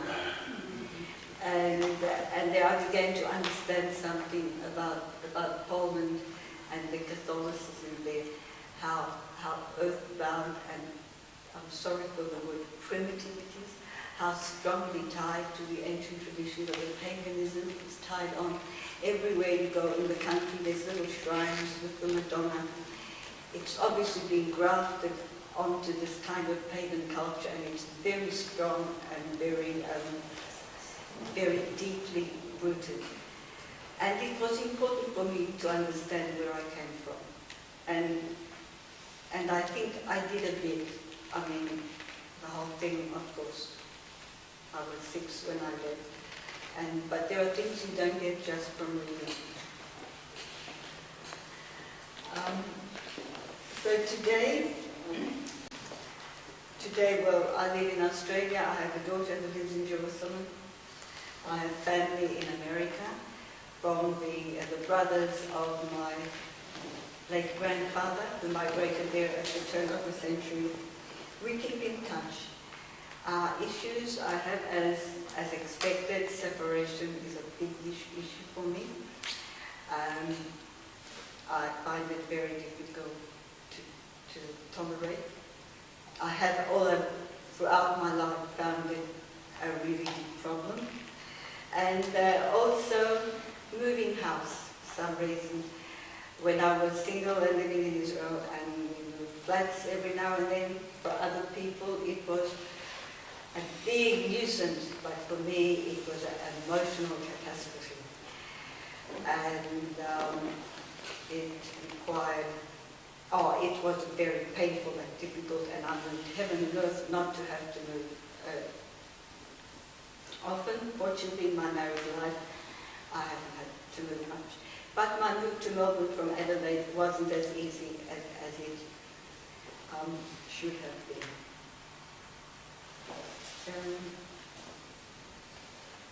I was going to say something else, but I forgot. So I think that's all.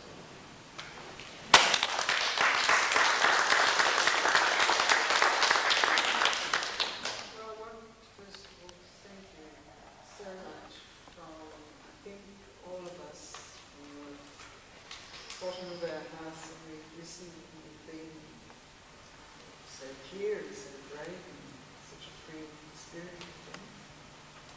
It's been very, very moving and very,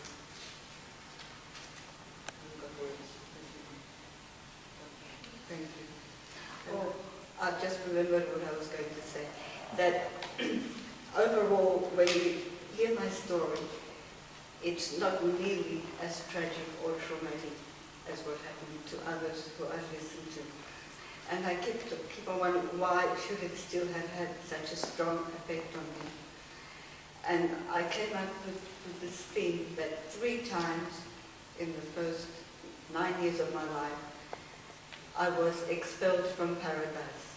It wasn't just moved from one house to the other, but moved from a place where I had felt loved and sheltered and secure and at home. First from my parents, secondly from my foster mother, and thirdly from Italy, where I had really settled in perfectly.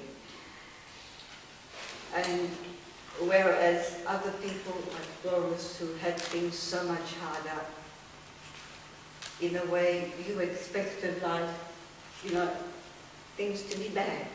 But I only ever expected good from people.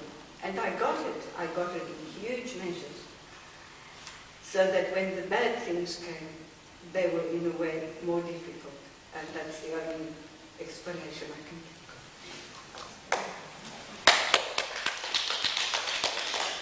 When the last time you met your foster mother in person? Oh, well, as I said, I tried to get to see her, but she didn't get a visa.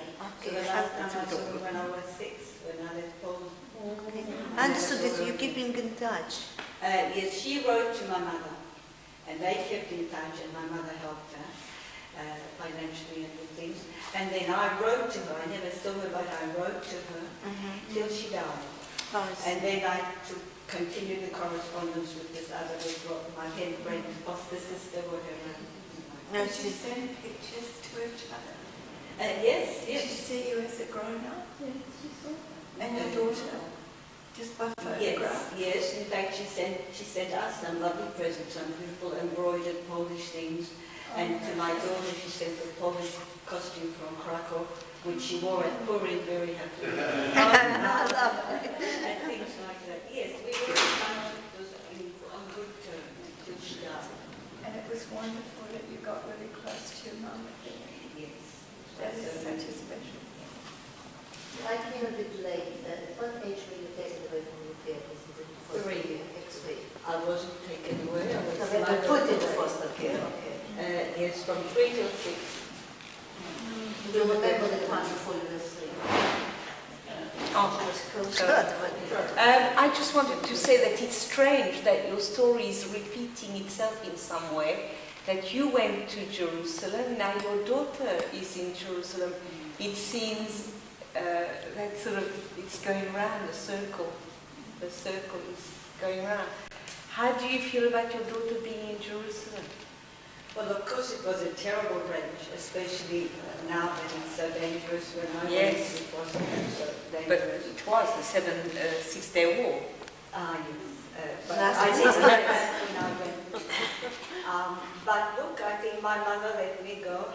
And it was obviously would have been much harder for her. So how can I stop her? Someone says you can't write your children's scripts for them. Sorry, you can't? Write your children's script for them. No. They have to leave their own lives. Of course, I would be happier if she came back. Not a good Zionist anymore. But she's happy that she has a job, she has friends. How old is she? 29. Where did she go? 96. 7 years. Is she in touch with your friend, Miss Rita? Yes, she spends all the high holidays with them. Ah, She goes there for Rosh Hashanah. so I must have met her because you did. Yes, sometimes to get right here, sometimes. You must.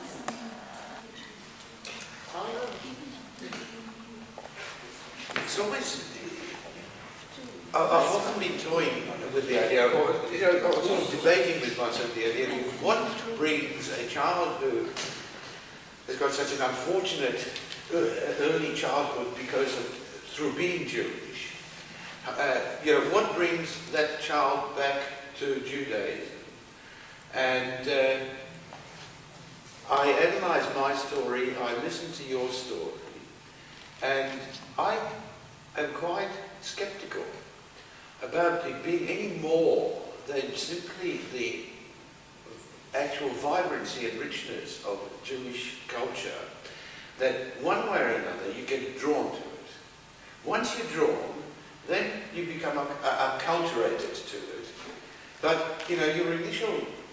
says, look, you know, it's only trouble, keep away from it. And then gradually draws you. Now he draws you in a peculiar way. You know, yours through a youth organisation, essentially, wasn't it? Mine was a organisation which I was instrumental in creating, but I wasn't all that interested in it. You know, it was Jewish graduates. You know, somebody said, let's do something.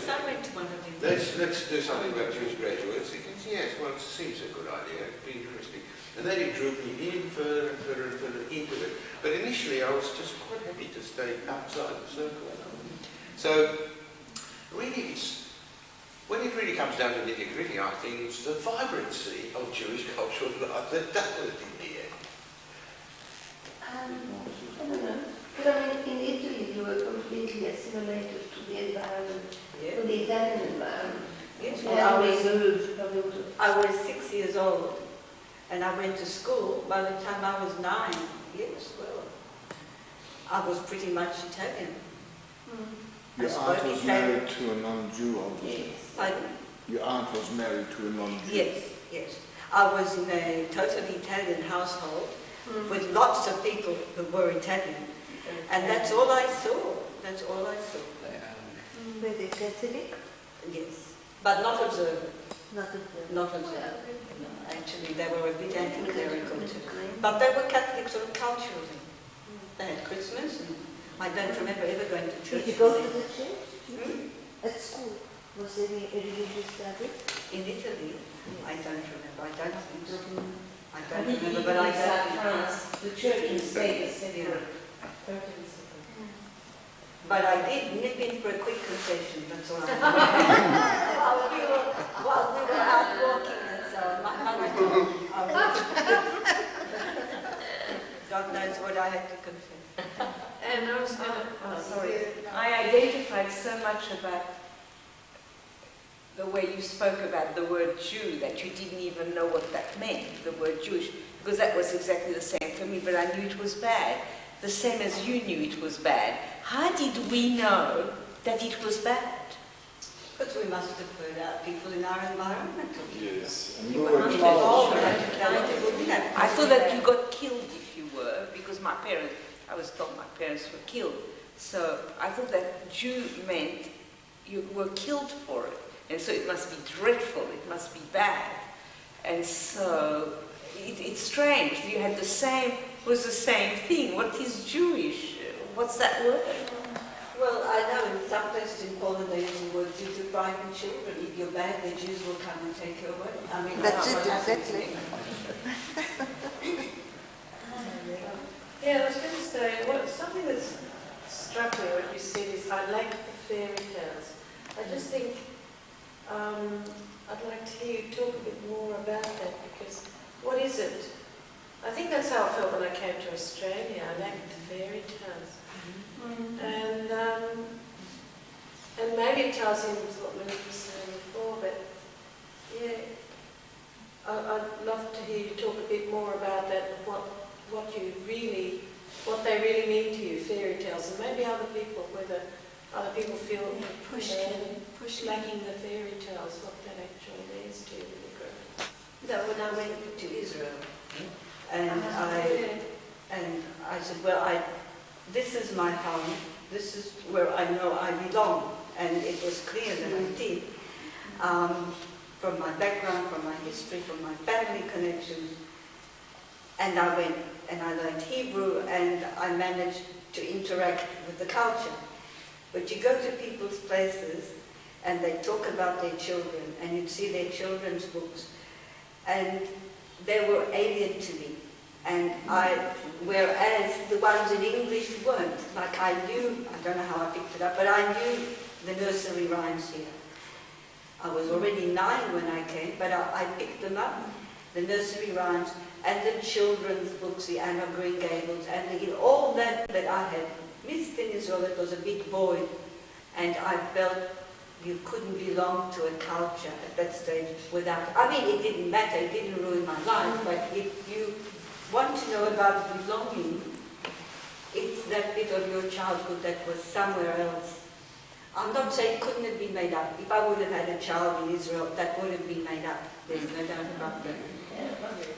But I also never got to the point where I read Hebrew comfortably enough to read it for pleasure. I could read all the professional stuff.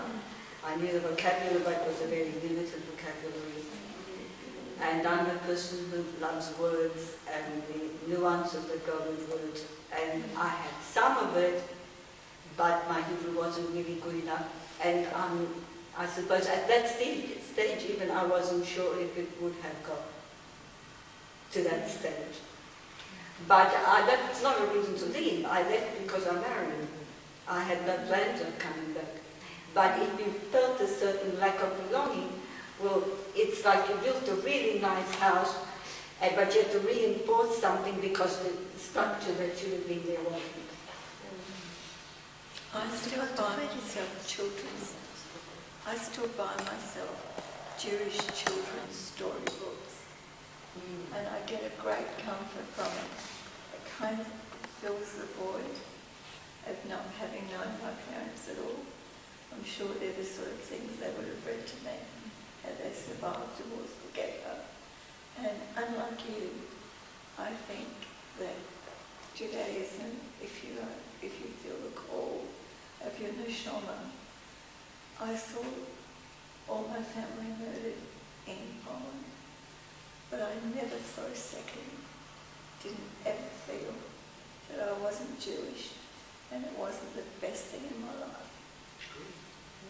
Well, that's amazing. But you see, you knew you were Jewish. Yes. Yes. I didn't know I was Jewish. Yes, a lot I've never felt for a second that it was wrong or it was bad or... Because we didn't know what Jewish meant.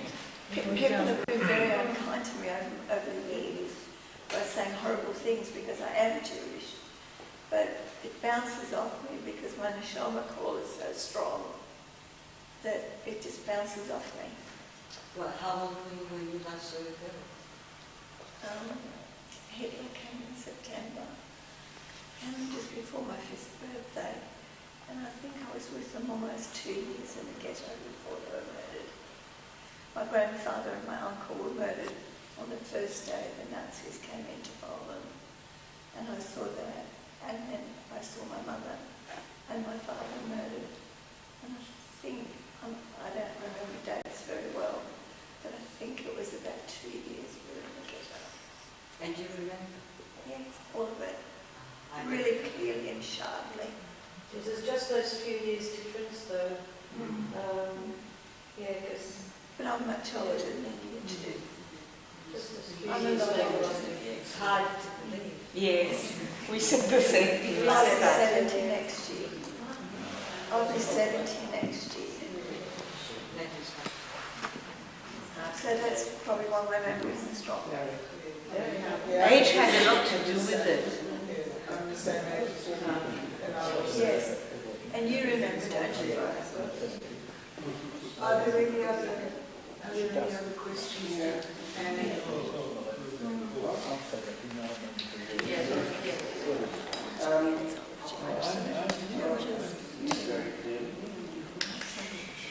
it's not a question, but I guess a speculation.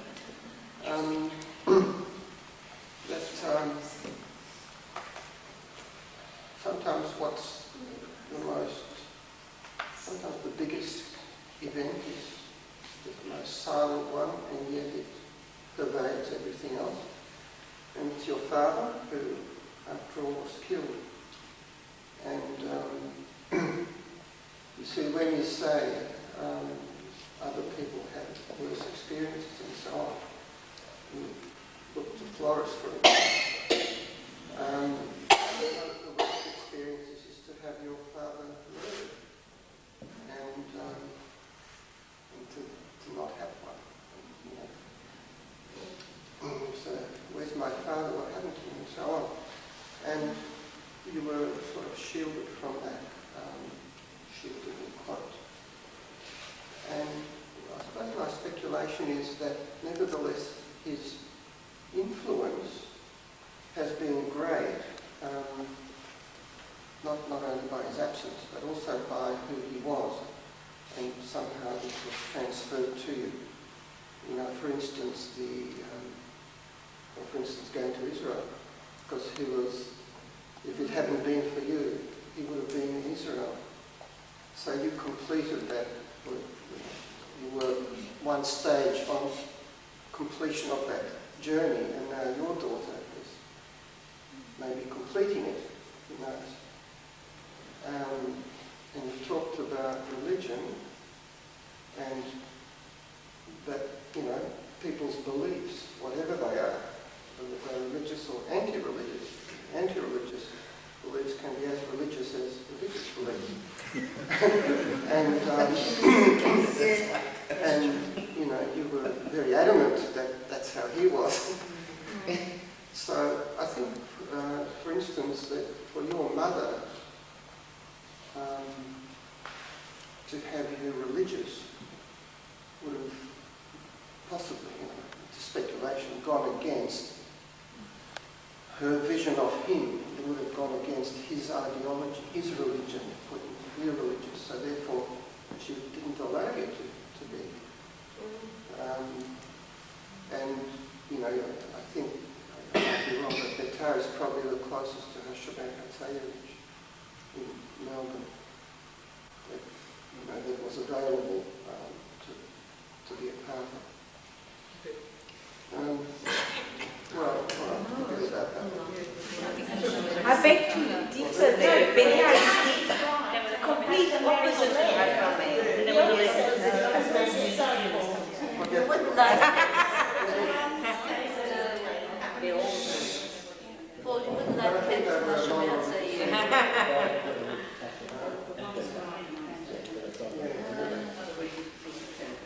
So, anyway, all I'm saying is that it is a very big problem to have one's father killed.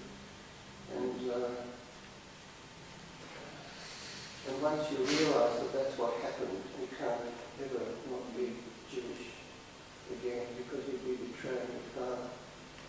And when you talk about Jewish soul and Jewish future, I think having killed relatives because they were Jewish is much more potent than any religion.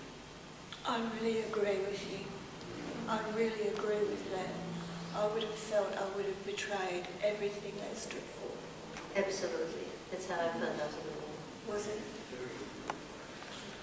I was going to ask you, was it the fact that you yourself became your mother that you said it was magic, something, you said something like magically our relationship was changed, but do you think the magic was really that child, your child and the grandchild to your mother that really changed things? Because that's about the time it all happened. And I just wondered whether on your side perhaps it was that beginning to looking at your mother not as a daughter to your mother, but as another mother, as a fellow mother, and that suddenly the whole concept of motherhood and perhaps what it might have meant to her to be separated from you when you couldn't bear to be separated from your daughter even by the creche, that somehow, do you think that's what that wove the magic? That your change in perception as a result of your own becoming a mother? Well, partly, of course, because then I realized what it is, the nature of the ties that bind you to your child, and how against nature it must have been to give your child to strangers with a big question mark as to what would become of you. There's that. I think also there's the distance of the separation that we had while I was in Israel, which allowed everyone to get proper perspective away from the hothouse interaction of before. Because people like us, we aren't allowed the normal teenage rebellion. So I couldn't all of a sudden leave home, especially as my mother was terribly upset at the idea. So, you know, there are things we can't do to our parents, we can't upset them. So, but it was okay to go to Israel. So when you leave the distance. So I went to Israel. And in Israel we both settled down, we saw each other. We were as people, and when we got together, we were already adults.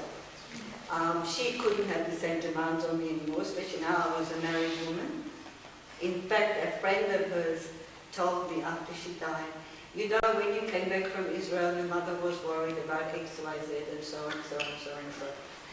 And she said to her friend, she said, why are you worried about that? It's her husband's problem now. It's true, it's happening. So that diffused things a lot.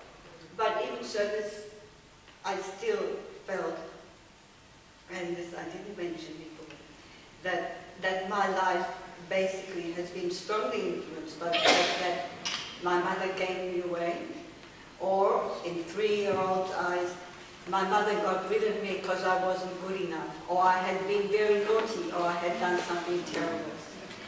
And a lot of my life I've spent trying to undo that. In one of my drawers, I came across something that profoundly upset me. That was a letter I had written to my mother on my 10th birthday. We'd been in Australia for a year, and we had, of course, no money, and it was my birthday present to her.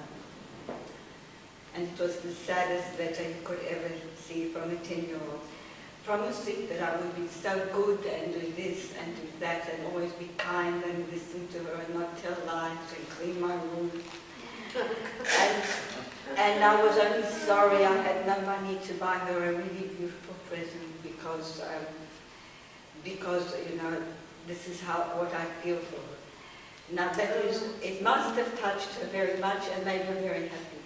But I can see what it was. It was a child saying, I'll be good so you won't give me away.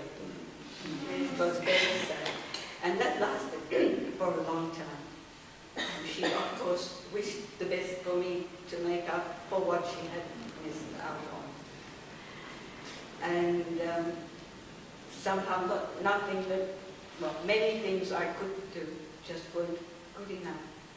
Even when I had my daughter, and I thought I was a very caring mother, and I did all the right things, and the bottle and the napkin and the body contact and everything I could learn about, I did.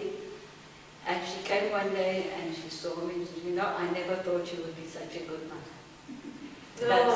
That's a very backhanded compliment, isn't it?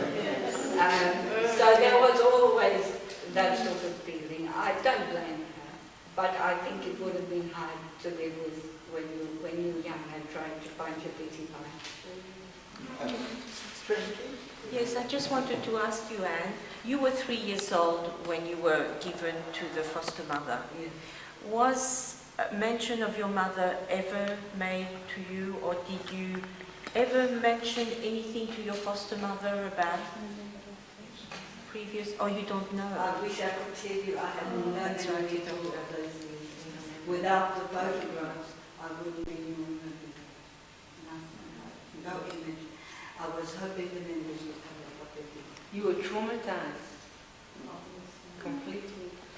And the lady, your foster mother, did she ever,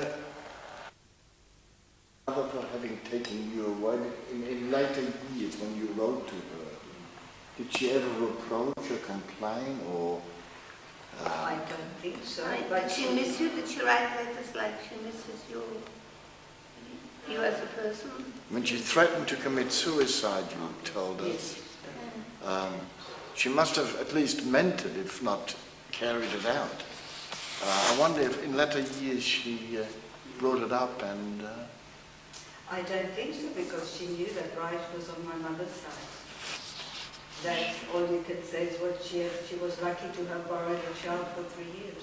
But you know, she put a right at risk. Except that I was blonde in my early childhood, I was blonde. Being right is a sort of a logical statement. Emotions cannot always be sort of... Oh, I understand. No, I don't think she ever reproached my mother. I do know she was paid initially and after, but even so, she took a hell of a risk. No, as far as I know, I don't think she could have reproached my mother with anything because my mother helped her. Actually, two slightly different things. You know, when you talk, just what you said about, you know, your mother having given you away. I just recently found letters like the ones you wrote about forever apologizing for being good. And I hadn't been separated from her. But somewhere along the line, they had to make decisions, these women, whether to, as you know, maybe in our case too, we already had a visa for Israel. I don't know whether it was she who decided not to go, or whether it was really the child who came and then she lost her husband. So we were dealing with, you know, rather widows who had lost a huge section of their lives. And who somehow made us feel that it must have been worthwhile to have saved the child and sacrificed everything else. And that child carried an enormous weight. So that was one thing. So it wasn't just a separation. I think, you know, a lot of us share that feeling of never having been adequate, never having really been able to do that payback for these decisions and these losses. She saved your life because you most probably would not have lived in the ghetto. Oh, there's no doubt about it. So you've got to, you know, I mean, You've got to use that. as an adult, you can look at it from that perspective. And then that really She shows... did that was, you know, that was, I think it's very brave of her to do that. Oh, yes. So, you know. Well, that was quite a thing. No, the other theme that I was thinking about in your life story, you know, there was Hans Wynne, she wrote this book about Eurasians, where there are sort of spiritual Eurasians. And in a way, some of us who had, like you went all Italian and I went all French at one stage. And in some way, we have this slightly different left-wing angle on Judaism, where we are not completely into the religion, but we are somehow on the fringes and somehow trying to merge in a wider context. And as you say, you go on the boat and you say Israelis behave dreadfully, and we always have that double perspective on our Judaism, which the people who are here, born and bred, and never really had that downcast on that, are just so self-assured that we are right, and whatever we do is right, whatever the state does is right. Whereas we just have that extra perspective inbuilt because of the way things happen to us.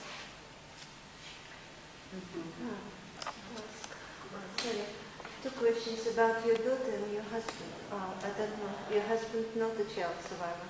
No. No. Born in Sydney. Born in Sydney.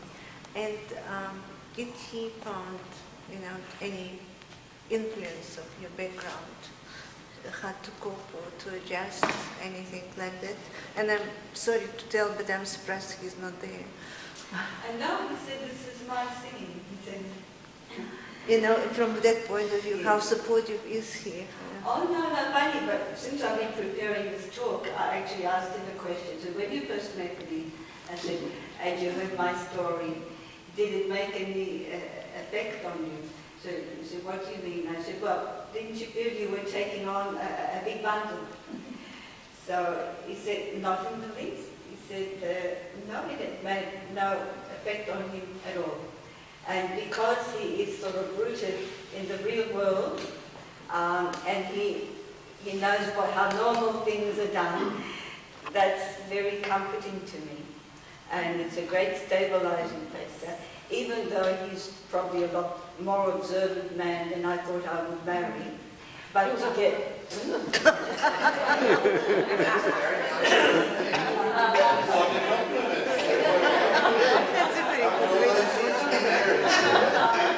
That's also a stabilizing factor. I mean, if you have a base against which to rebel, that's also nice. And we've reached our compromises over the years with religious observance, and it's okay. And now we know what each of us expects and how far we can go. I mean, any marriage is like that. Some are over religion, some are over, I don't know, drink or pop music or whatever, or football. But he has been really a great stabilizing influence in my life. And I'm just very thankful to have met him. Well, about your daughter, you did not. I think perhaps Your daughter? Any effect on her? Your My background? daughter, I think, had quite a tough time growing up Jewish in Adelaide, where you're very much a member of a minority group.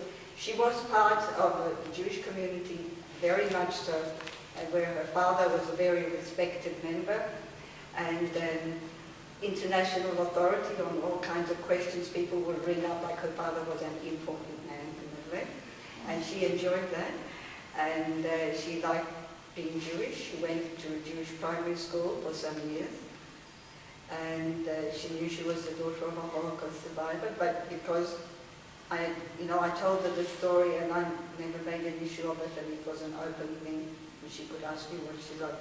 I like to think that that aspect didn't hurt her. I came to the school and I told my story once, and I was involved in this exhibition, Courage to Care, when they ran it in Adelaide. So we were active members of the Jewish community, and she was part of it. Unlike me, she knew where she belonged.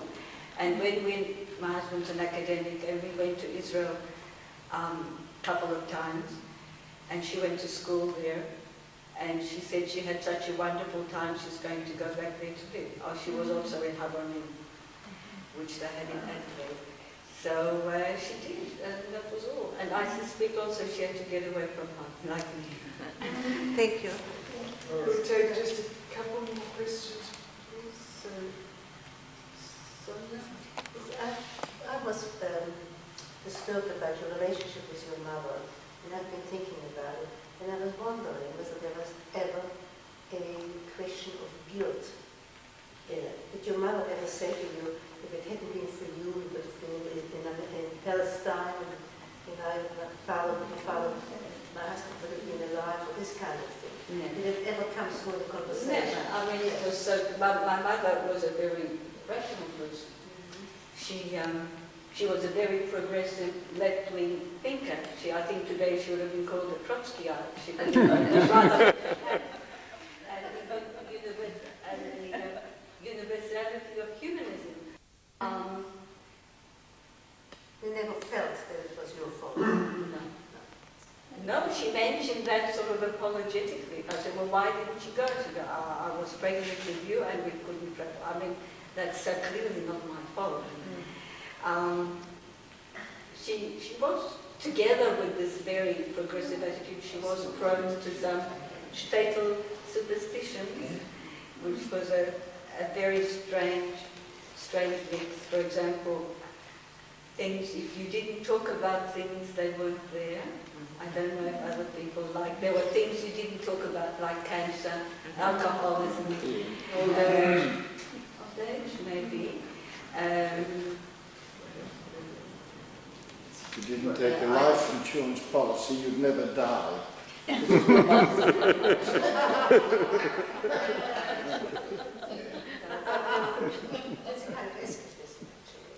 Oh, no, escapism is a bit cruel. I think defenses are legitimate, especially in traumatized people, but they're not always productive. No, I'll tell you one, I don't know if it happened to anyone else here. There's an old fatal tradition that when a girl first reaches puberty, her mother slaps her across the face so that she doesn't stay pale and wan during that time. Well, this is what happened to me, which is not anything or progressive.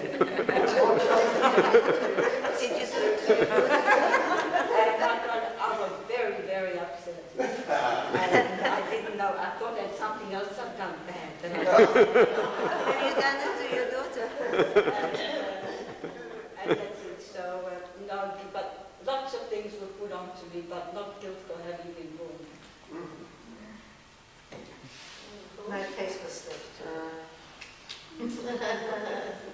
I was struck by the potential for these very different worlds that you and your mother lived in. Like you said, for you it was a matter of abandonment 3 times, very bad, and a child does believe, why, what have I done wrong? Why is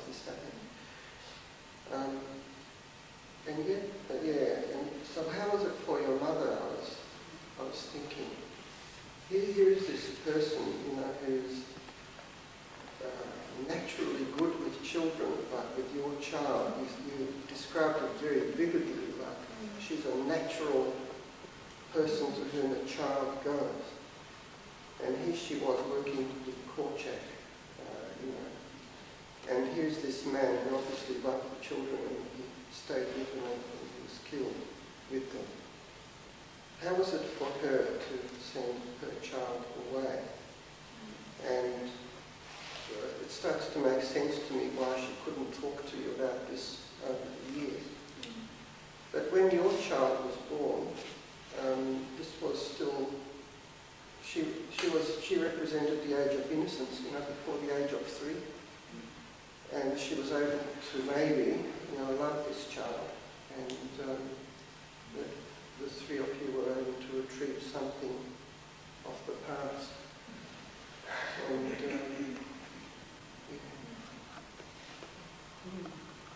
and I was impressed that you yourself, however, whether through her basic love or your intellectual grasp and struggle, you know, with all this internal deprivation, knowing that things repeated in the generations, that you were really looking at your child, that this was not going to happen at the age of 3, at the age of 6, and at the age of 9. So that somehow things got rectified in those first years of you having a child. Well, I certainly tried. It was very good. You mentioned your friend from schools here. Interesting, if you can make some comment. Did you know the story while you were? Oh, I know most of what Anne said. I actually thought she had a very good relationship with her mother, which was interesting because I had a rotten relationship, which I don't know if Anne remembers, but I was probably more out about it. But I thought she was very good. And another friend we had also, I thought, had a very good relationship. And turns out it was a shocking relationship because she was blamed for actually being, her mother said she saved her and she owed her life to her mother and she's still paying for it. And I was actually wondering whether Anne actually felt, what the lady said, guilty, not because her father died because they didn't go to Israel and her mother actually said it, but whether she actually subconsciously felt that they might have survived if she hadn't been born. Oh, I have felt that, of course. Well, that's what... I felt it, but it's not that my mother ever made me. No, that's different. Yeah, that's different. But you still felt it. It was an accident of fate, but it was a tragic accident of fate. I often imagine how it would be if I'd grown up in Israel. I would have been a kibbutznik, I think. You would have been in the government by now.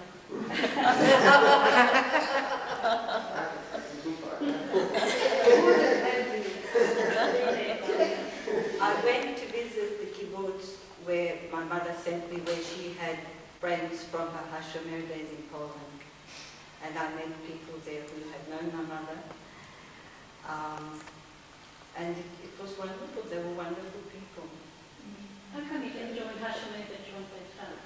Because Hashomer at that time had a very bad reputation For communists. for communism and for loose morals.